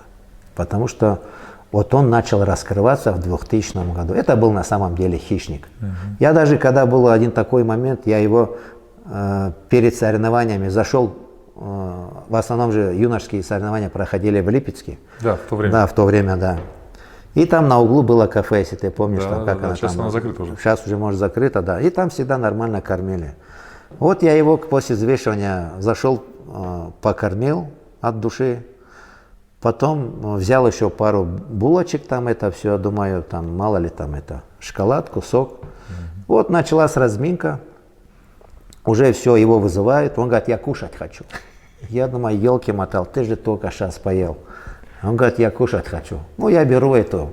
А там же как с разминки, пока до зала даешь, да, коридор же, да. И вот эту булочку или пирожок, я не помню. Пока мы дошли до этого выхода на помост, он ее по пути сожрал.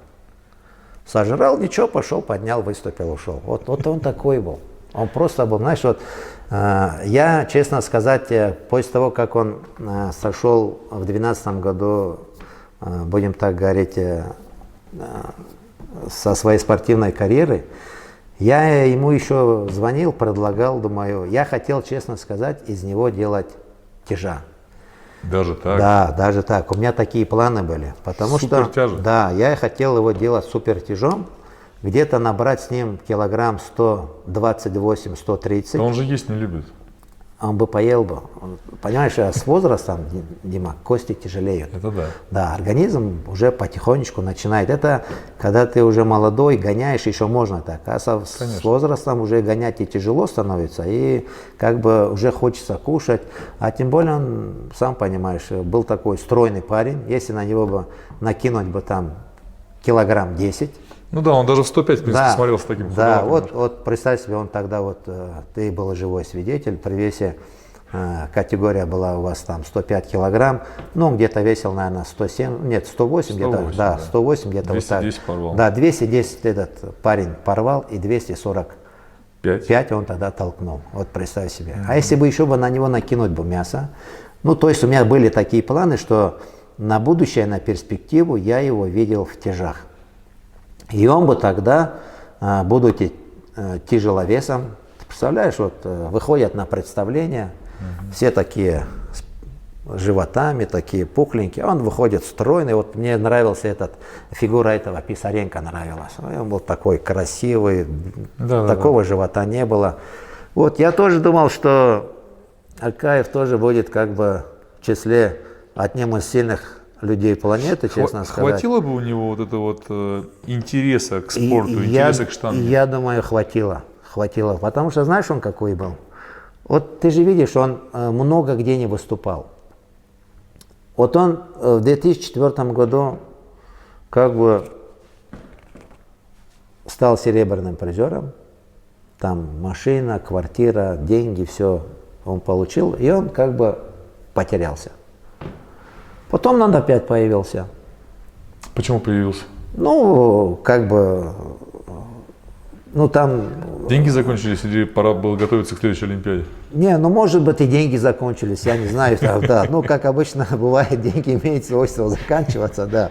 Может быть, деньги закончились. Ну, понимаешь, он это почувствовал вкус, что он может достичь и добиться еще большего. Вот он такой был. Даже вот к 2008 году он туда подготовился за 1,5 года.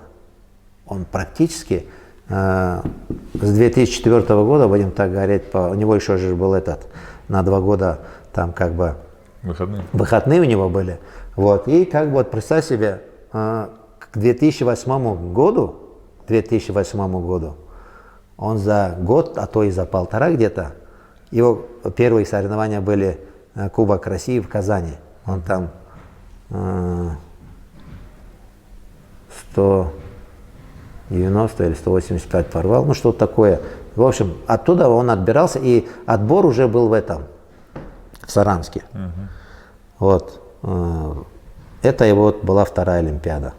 Вот считаю, он, как некоторые там чемпионаты мира, там Европы, там опять России, там, ну, он понимаешь, он не такой был, будем говорить, изношен, как некоторые спортсмены. Вот возьмем Диманова, да? На всех соревнованиях. Диманову, честно сказать, ему памятник надо ставить. Это чудак такой, который выступал на всех соревнованиях и всегда выглядел бодро и как бы так без разных этих проблем. На самом деле феномен. Я вот честь и хвала ему, Диманову. Молодец. Вот. А Акаев, он как бы, знаешь, он, ну и я тоже не хотел его там сувать, здесь сувать. Ну, были свои моменты, где надо было ему выступать. Насколько я понимаю, что именно вот та Олимпиада послужила толчком к тому, что открыли этот зал. Конечно, да. Да, вот в 2004 году, когда Хаджимурат стал серебряным призером Олимпийских игр, нас так встречали здесь, прям с трапа, кавалькада машин, приехала сюда, вот здесь на стадионе, там собрался народ, поддержал. Народу, честно сказать, огромное спасибо, тем более Акаев это был первый балкарец, который достиг таких высот, который стал серебряным призером. Среди балкарцев не было. Вот. Он первый, кто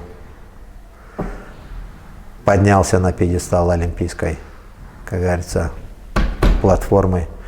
Своим спортсменам я всегда говорил такие слова. Как в жизни, так и в спорте люди подразделяются на 2 вида. Это есть жертвы и есть хищники.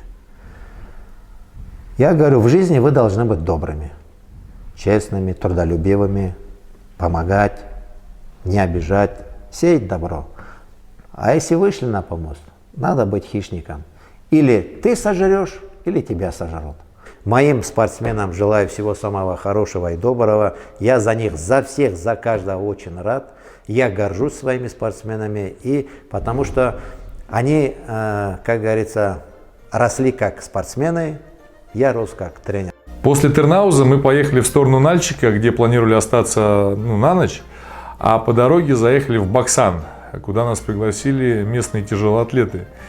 И не знаю, кому принадлежит здание, где находится местный зал, Но человек, который приложил руку к ремонту внутри зала и к отделке его, ну, ему, короче, не все равно. Видно, что у человека где-то вот это вот сидит любовь к тяжелой атлетике, вот это к выбору фотографий, к подписям. Вот, ну, прям это как-то чувствовалось. Я обратил на это внимание. И еще помню, мы там пацана одного пытались на рекорд смотивировать, там, и футболками, и я не помню чем, но так в результате и у него не получилось, но ничего страшного. Вот. А затем мы приехали в Нальчик, и помню, полночи до закрытия вообще, наверное, ресторана сидели с Мартином Сабанчиевым, который нам рассказал историю своей спортивной вообще вот карьеры, и это прям такая, ну, киношная история. Было очень интересно, и он рассказывал, видно было, что прям в нем все это сидит, и, блин, ну это, конечно, интересно, жалко, камеры не было. Вот, и на следующее утро мы, не выспавшись, все-таки проснулись, я еще обратил внимание при монтаже, вот я сейчас рассказываю, а я же все это еще и видел, да. Вот, потом видно, что Славик не выспавшийся, я вообще никакой, и мы же полночи как раз, говорю, просидели, прообщались. Вот, мы поехали во Владикавказ, где нас встретил Руслан Албегов, и очень интересно и по истории, и по залам рассказал его первый тренер. Во-первых, я хочу сказать, что тяжелая атлетика культивируется в Северной Осетии, тогда Северо-Осетинская ССР назывался. Вот. С 1928 года первые наши штангисты там начали выступать на первенстве Северного Кавказа, тогда так говорили. Главнейшие наши успехи начались чуть позже, потому что они уже была создана старшими поколениями такая платформа, и на плечах этих старших людей они уже пошли выше их, стоя на этом хорошем фундаменте, хороший задел, который сделали старшие. Вот.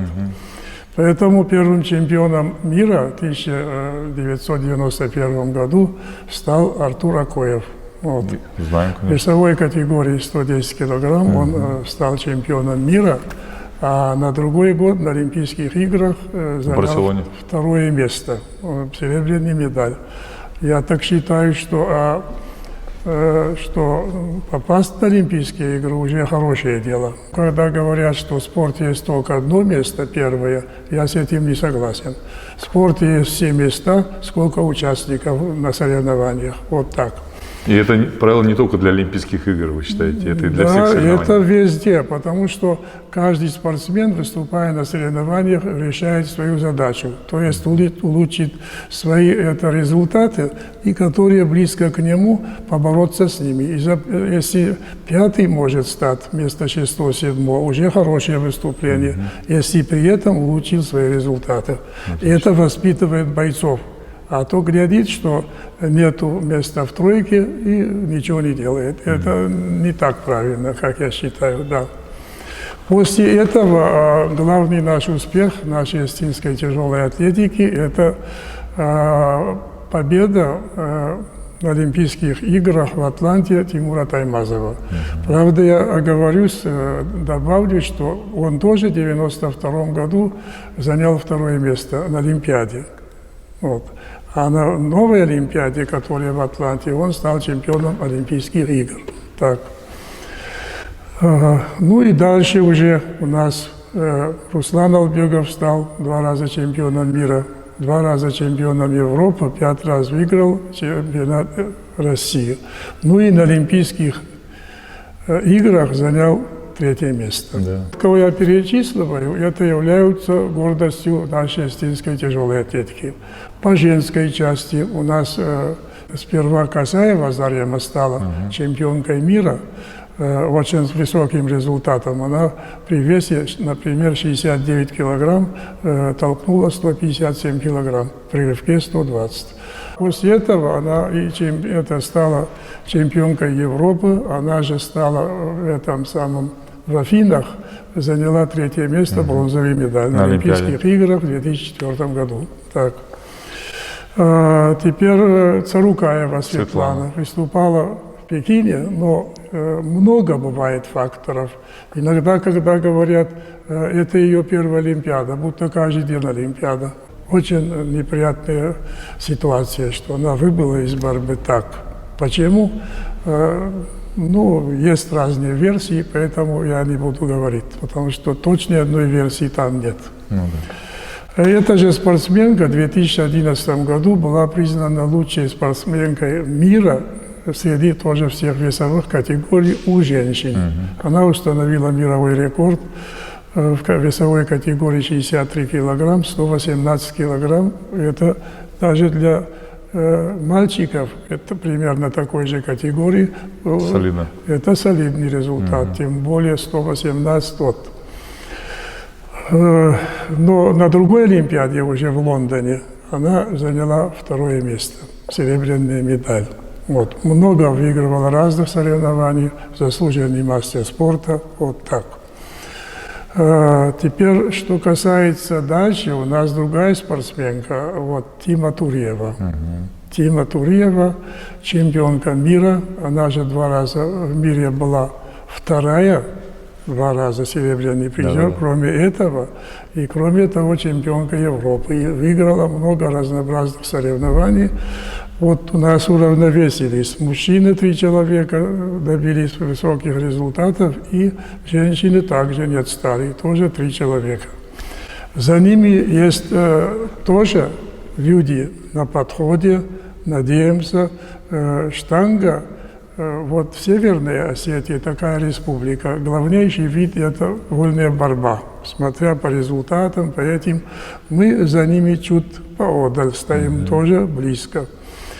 Если так сказать, что эти результаты добыты упорным трудом самого спортсмена и, естественно, тренеров, вот так, и родителей, и спортивных организаций. Вот у нас заслуженный тренер СССР, ныне покойный Владимир Петрович Акоев.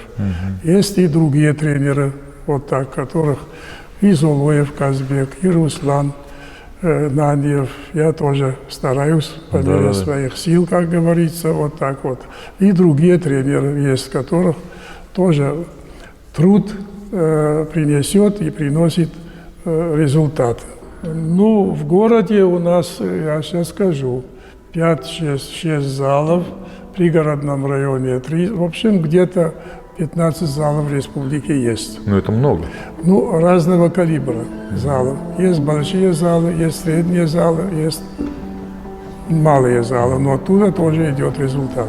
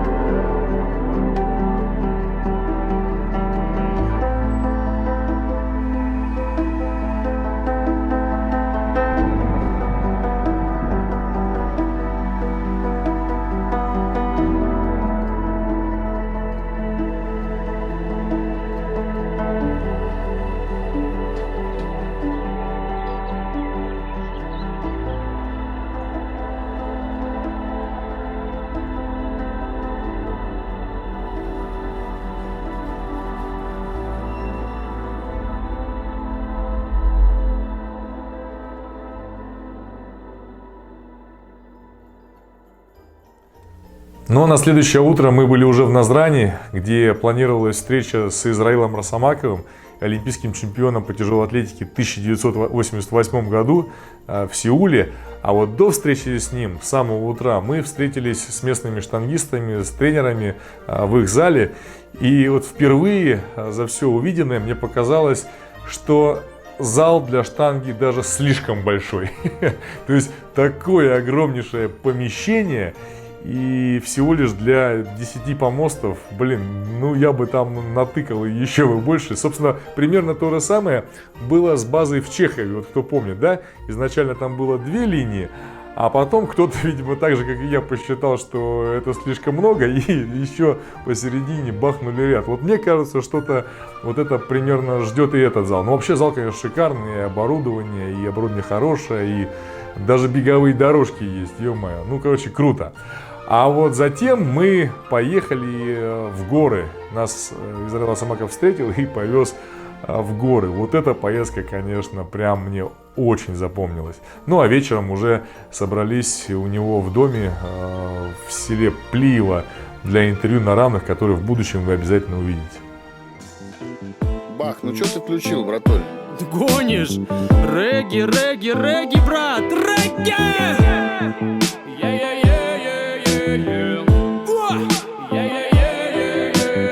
Регги лечи, не надо причин.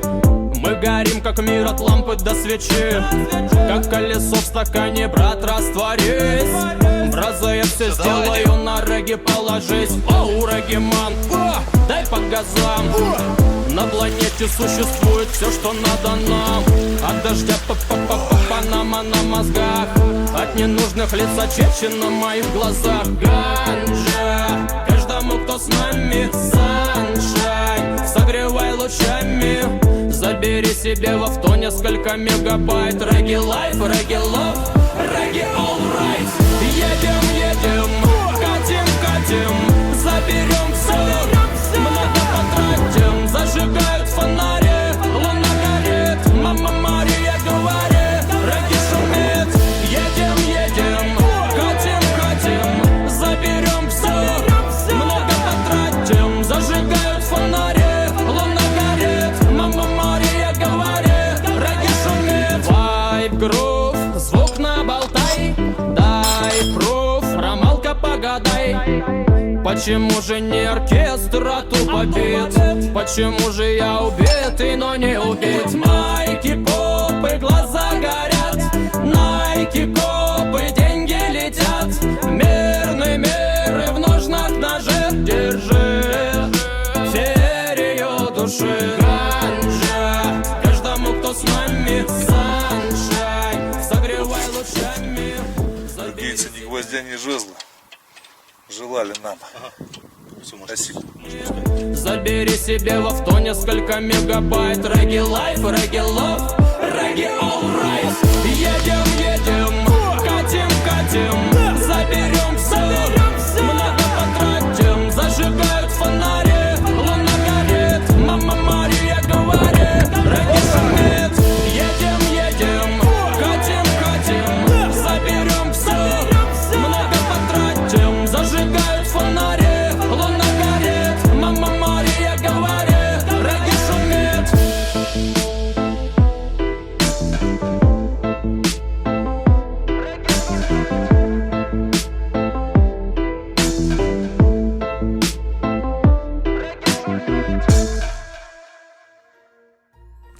На следующее утро мы прыгнули в машину и поехали в Грозный. И мне запомнился такой момент, когда мы въезжали в республику, нас остановили на посту ДПС для осмотра машины. И когда милиционер осмотрел всю машину, он увидел там и штативы, и камеры, и свет, и всякую эту мою лабуду съемочную. Он говорит: вы вообще куда едете-то? Вы кто такие? Я говорю: мы едем снимать программу о ваших местных тяжелоатлетов. Он говорит: ну это вам типа надолго здесь надо будет застрять, потому что у нас штангистов много. Вот это приятно было слышать в таком неожиданном месте такие вещи.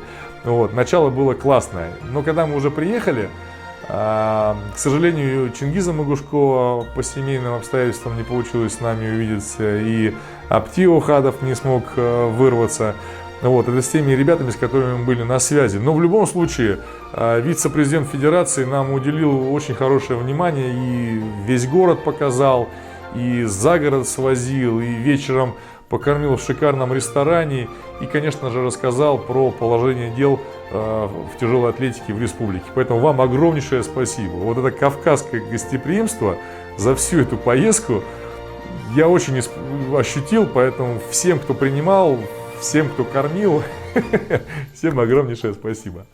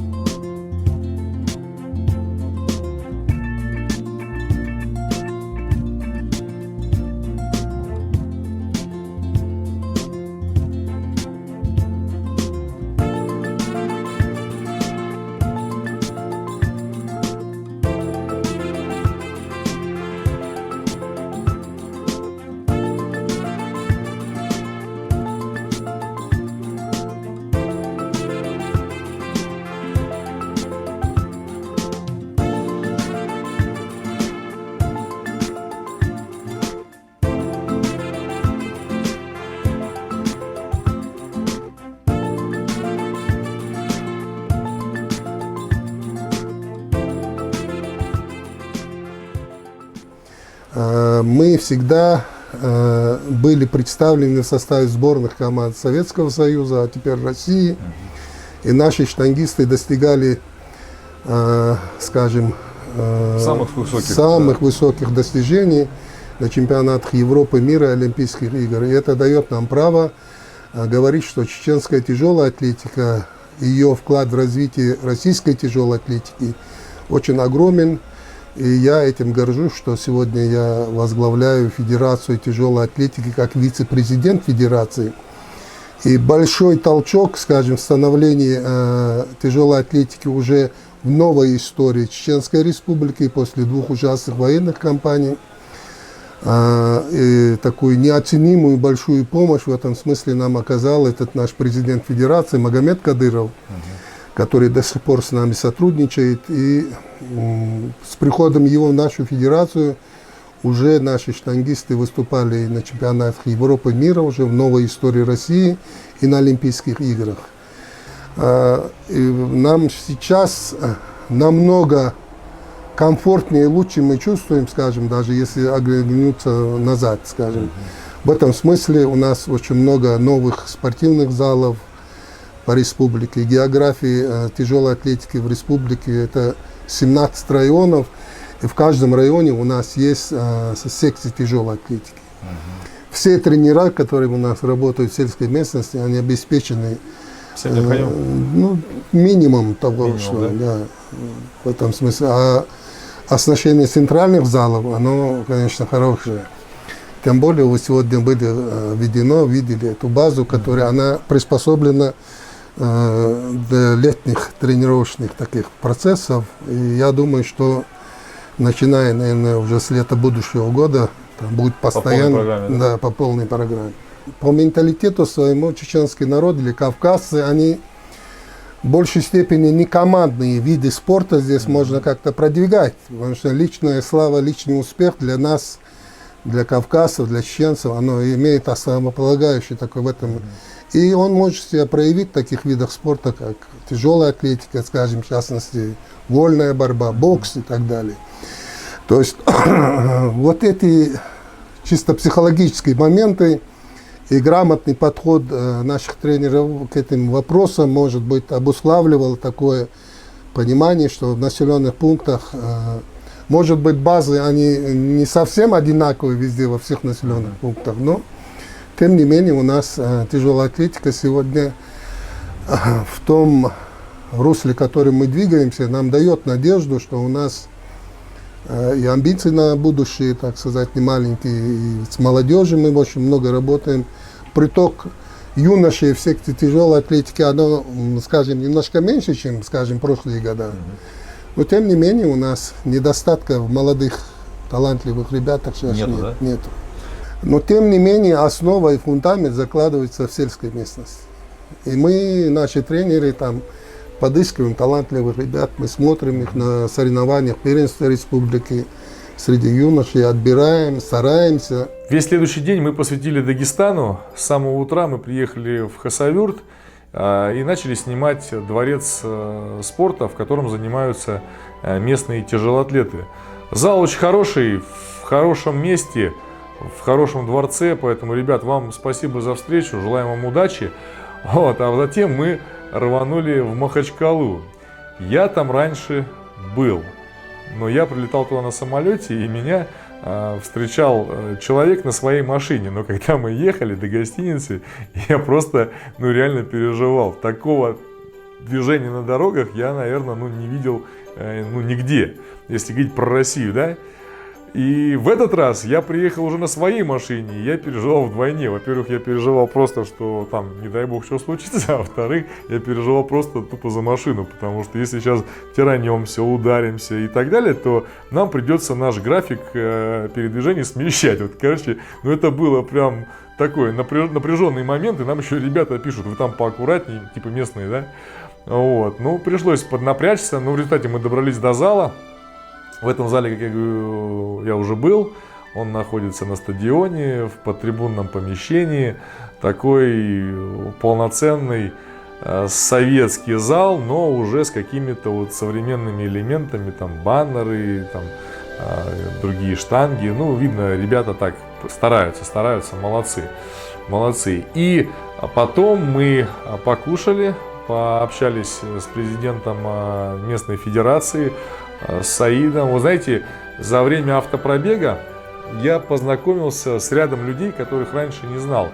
И вот некоторые люди на меня произвели прям хорошие впечатления во всех смыслах этого слова, и в плане тяжелой атлетики в том числе, да. И вот Саид один из тех людей, который фанатично сейчас бьется за тяжелую атлетику местную, и тебе хочется сказать просто огромное спасибо и за встречу, и за то, что ты делаешь, и еще за некоторые вещи.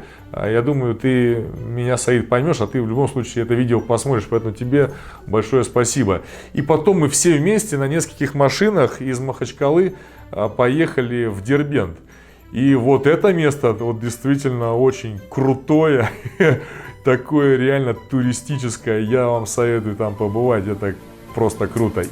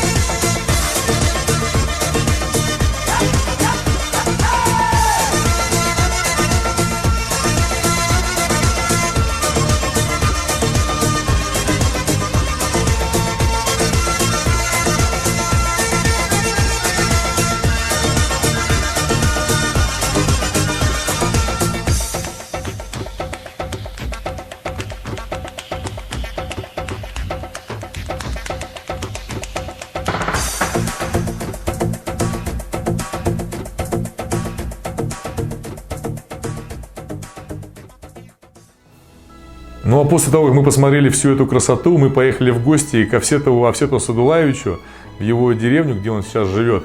Это старший тренер по юношам и по юниорам от конца 90-х, начала 2000-х, именно тех лет, когда я начинал поднимать уже в юношеской, а потом в юниорской сборной. Вот для меня этот человек тогда был прям супер авторитетный. И мне очень интересно было с ним спустя столько лет увидеться и пообщаться.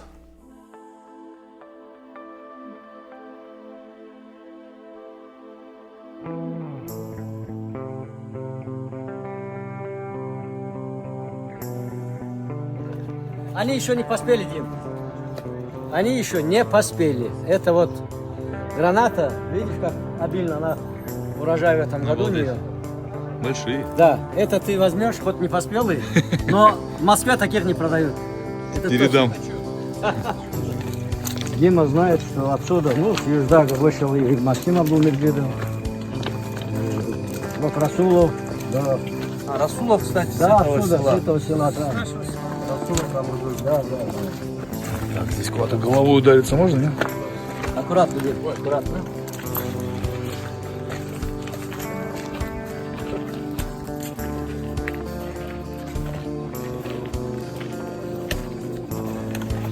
Так. Давай, заскакивай. Опа. Вечерняя тренировка. Разминаемся, парни. Ух ты.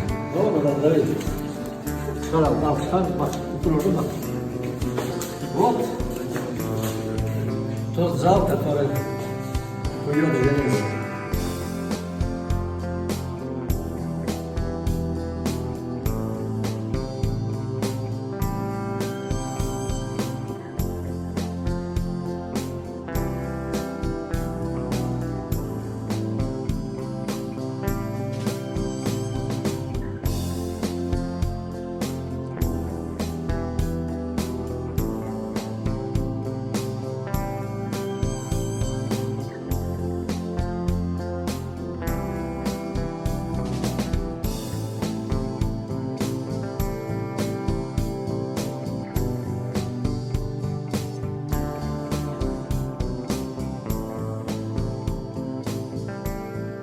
Ну, честно тебе скажу, мне, Дима, в жизни повезло. Повезло с тренерами, повезло людьми, с кем я общался, с кем я работал. Ну, за свою спортивную карьеру я становился 4-жды чемпионом Советского Союза. Ты, наверное, это знаешь.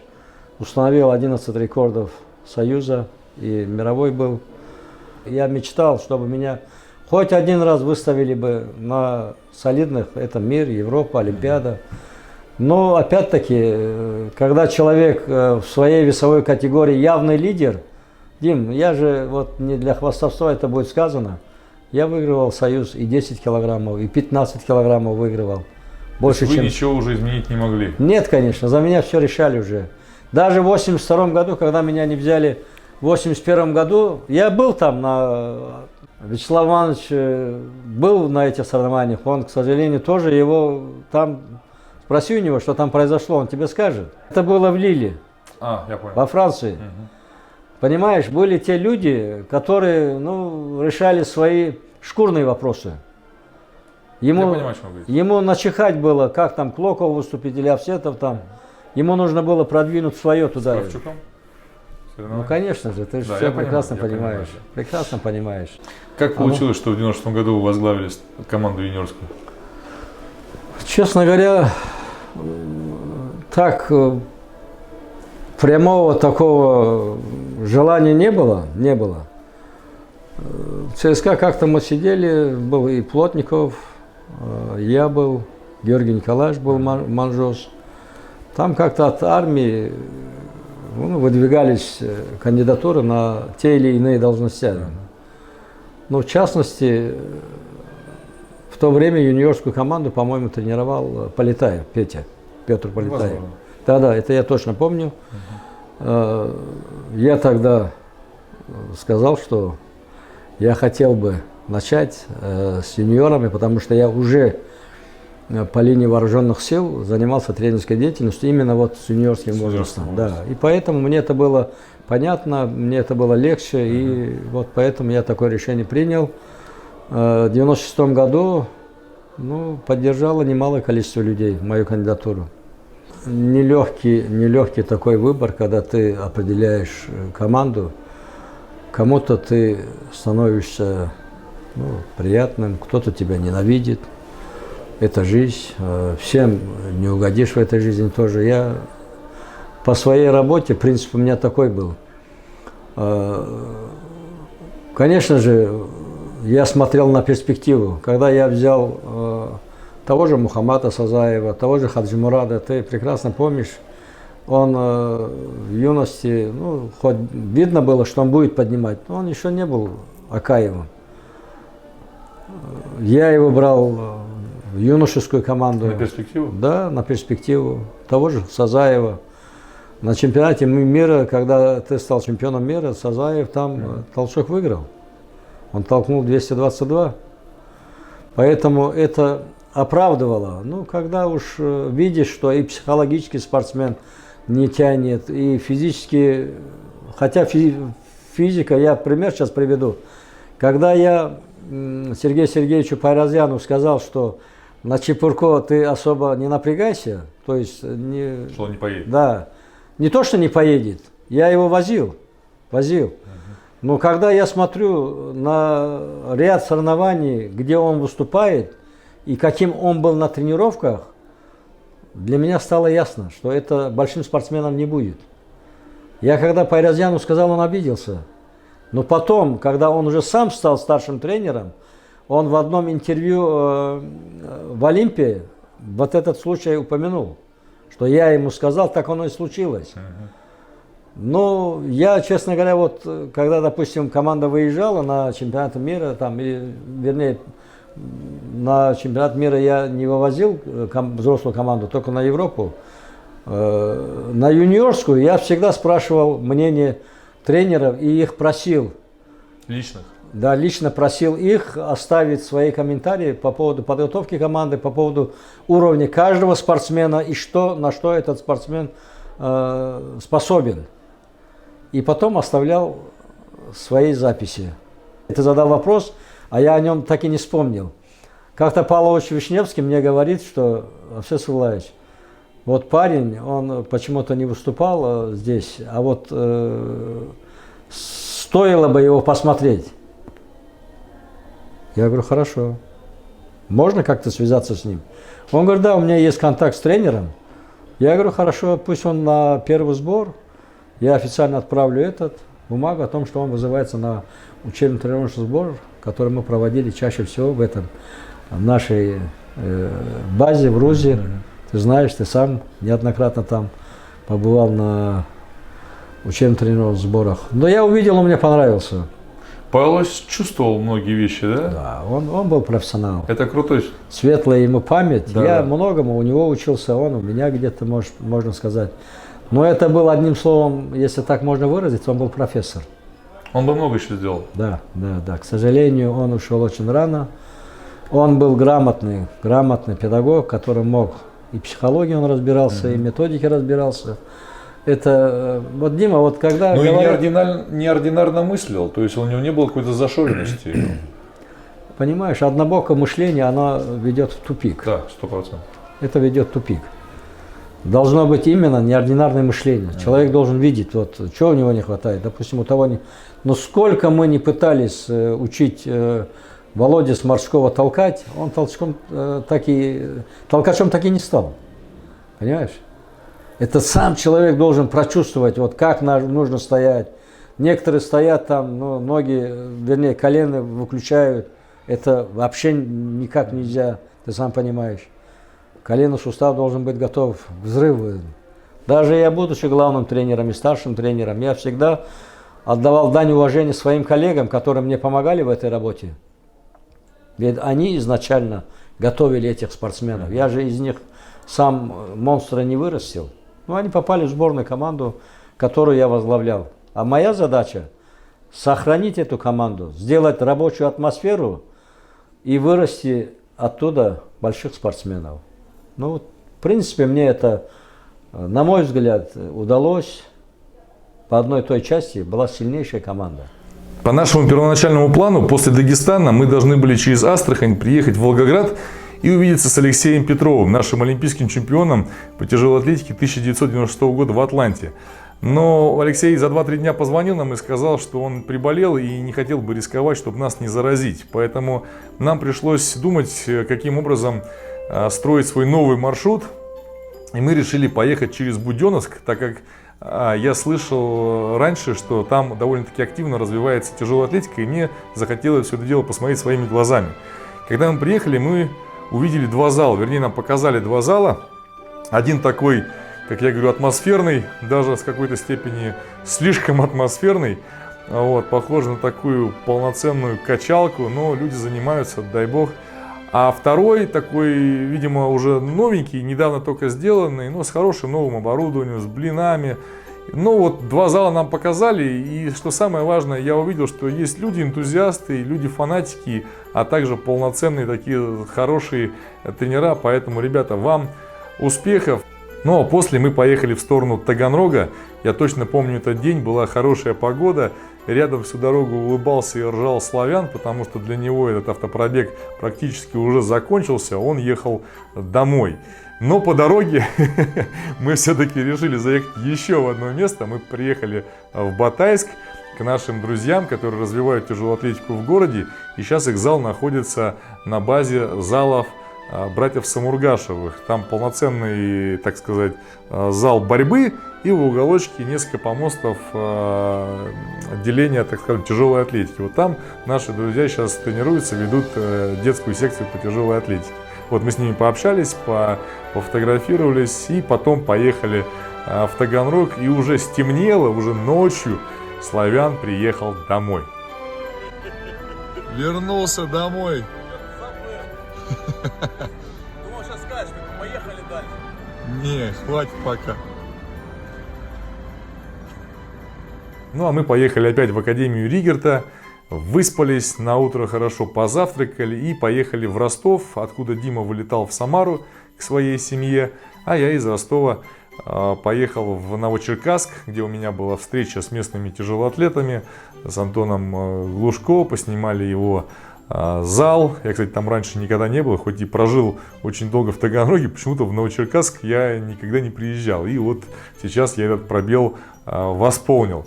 Вот. Затем поехал в Шахты, где был много раз, и вы этот зал очень много раз видели. Но я хотел еще раз в рамках проекта Рывкачи туда попасть, поснимать. Вот. А также я заехал в Шахтинский казачий корпус, где тренируются учащиеся. Такой зал в гараже, прям в реальном гараже. Но так все прям вот сделано аккуратненько, поэтому ребята молодцы. Пообщался тоже вот с этими мальчишками, поспрашивал про их мотивацию, они меня про мою мотивацию спросили. И потом уже с чувством выполненного долга я поехал в Москву. Ну и, наверное, правильно сейчас будет подвести итоги всего того, что произошло, все, что вы посмотрели. Повторюсь, было сложно, как в момент автопробега, по разным на то причинам, о чем мы уже рассказывали, также в момент монтажа, потому что отсняли практически 4 терабайта материала, и сначала Петя сидел, очень долго отсматривал и создавал эти фильмы, и «Шоу Must Go On», и «Где штанги жить хорошо», и так далее, да, а потом пришло мое время, время монтажа лайфовых видео, и скажу вам честно, вот сегодня 35-й день, когда я вот безвылазно сидел за компьютером, сначала отсматривал, потом монтировал. Вот. Поэтому это было сложно, но в то же время интересно. И мне кажется, что все это было не зря, и в общем все не зря. Я получил огромное количество информации, и, собственно, баллотируясь в президент Федерации тяжелой атлетики России, ты вот эту информацию должен был или годами собирать, проживать ее, и в роли тренера, и в роли спортсмена, и какого-то руководителя более мелкого, да, ранга. Или ты должен был погрузиться во всю эту историю вот так вот, с головой, с всем, да. И вот, собственно, у нас была вот эта история. Вот за эти полгода я в эту штангу так погрузился и, конечно же, узнал не все, но узнал очень многое. И то, что я узнавал в процессе, меня это не радовало, а еще все больше и больше подстегивало к тому, что сказать, да, я все-таки должен это сделать, я решился, я пойду до конца.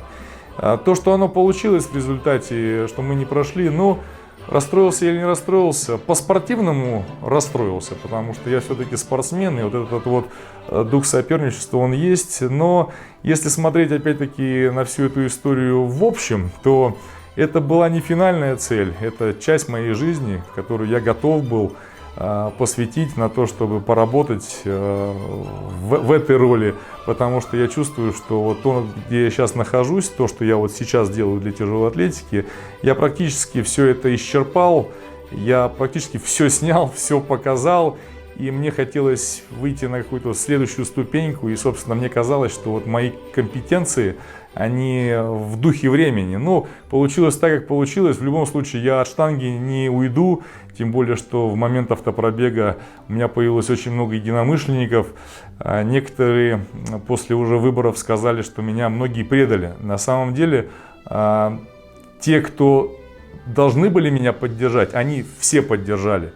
Голосование было открыто, я точно могу сказать, на кого я 100% надеялся, они все поддержали. А все остальные люди, я их кого-то не знал, кого-то недостаточно знал. Поэтому я в этом плане я не расстроился. Еще раз хочу сказать всем спасибо, особенно тем, кто дошел до конца, кто проголосовал. Долгое время мы потратили с Петей на то, чтобы создать эту предвыборную программу, снять ее, смонтировать. Вот, собственно, то, что я озвучил, это, в принципе, мои мысли, мысли моей команды. С этим мы шли. Я не вижу там ничего какого-то такого надуманного. Это все было реально, и мы хотели это воплощать. Поэтому, в любом случае, всем штангистам я желаю удачи, новому руководству Федерации, новому старому руководству Федерации желаю успехов. Мы всегда рядом, делаем свое дело. Вот. Ну и, конечно же, надо сказать про травму, потому что в рамках этого проекта я все-таки готовился вырвать 210, но в Курске я травмировался и думал, что вот за эти 2,5 месяца оставшиеся нашего пути, если я как бы не буду эту травму трогать, а буду тренировать там руки, заднюю поверхность, бедра, спину, то потом я приеду и, в принципе, начну потихонечку тренироваться. И я ошибался. Я когда приехал, я пару дней сделал физио, и потом пришел в зал и начал аккуратненько поднимать, буквально небольшие килограммы. И помню, вырываю, и она у меня в седе опять бам! В том же самом месте, спустя 2,5 месяца. Я вам, знаете, что могу сказать? У меня никогда такого не было. У меня остался шрам. И вот сейчас, когда я его трогаю, у меня много здесь рвалось и с этой стороны, и с этой, но вот когда я его трогаю, я понимаю, что такого у меня никогда не было. И, наверное, скорее всего, это произошло из-за того, что в момент автопробега мы постоянно сидели или лежали. Не было ни массажа, не было ни физиопроцедур, не было ни какой-то вот такой вот активности. Поэтому я не знаю, все это, не все. Вот такой вот у меня получился год, не совсем удачный с одной стороны, но с другой стороны, мне кажется, мы сделали классное дело. Я надеюсь, что эти видео, они как-то и любителей тяжелой атлетики смотивируют, да, воодушевят все, потому что друг друга увидели, кто-то высказался. Мне кажется, этого нам не хватало. Также все, кто просто наблюдает за нашей тяжелоатлетической деятельностью, за нашим видом спорта, я думаю, вам тоже в какой-то степени это было интересно, потому что вы можете заниматься другим видом спорта, но эта история, она в принципе была про людей, она была про людей из российской тяжелой атлетики. Ну а все, кто участвовал в проекте, те, кто помогал, и встречал, и кормил, и поил, и размещал, всем хочется сказать большое спасибо. Я считаю, что мы это сделали. С Новым годом! Побледневшие листья окна зарастают прозрачной водой. У воды нет ни смерти, ни дна. Я прощаюсь с тобой. Горсть тепла после долгой зимы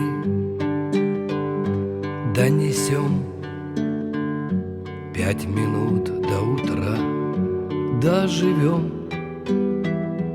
Наше море вины поглощает. Время, дыра — это все, что останется после меня. Это все, что возьму я с собой.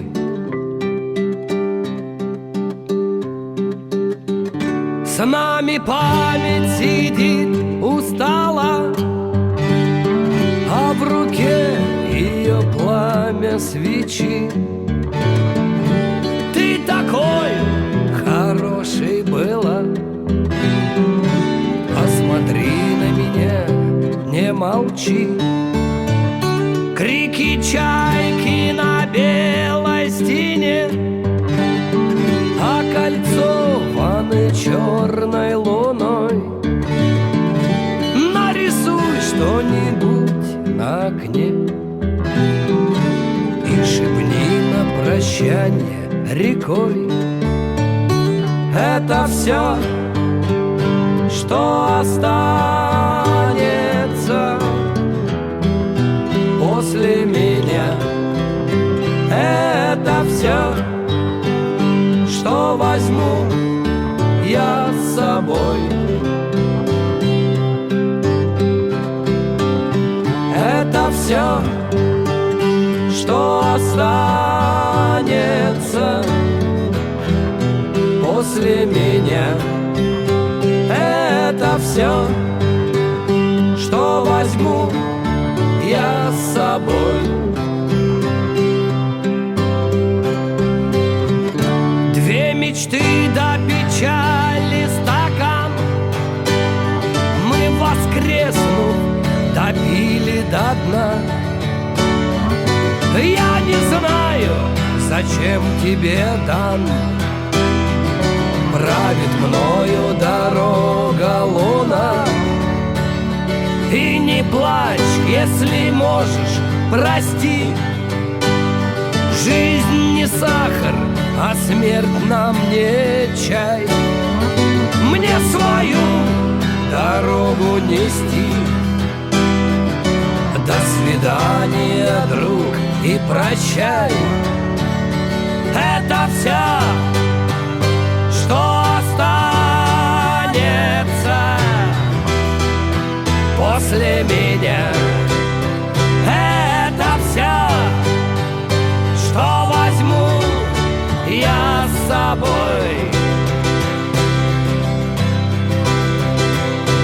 Это все, что останется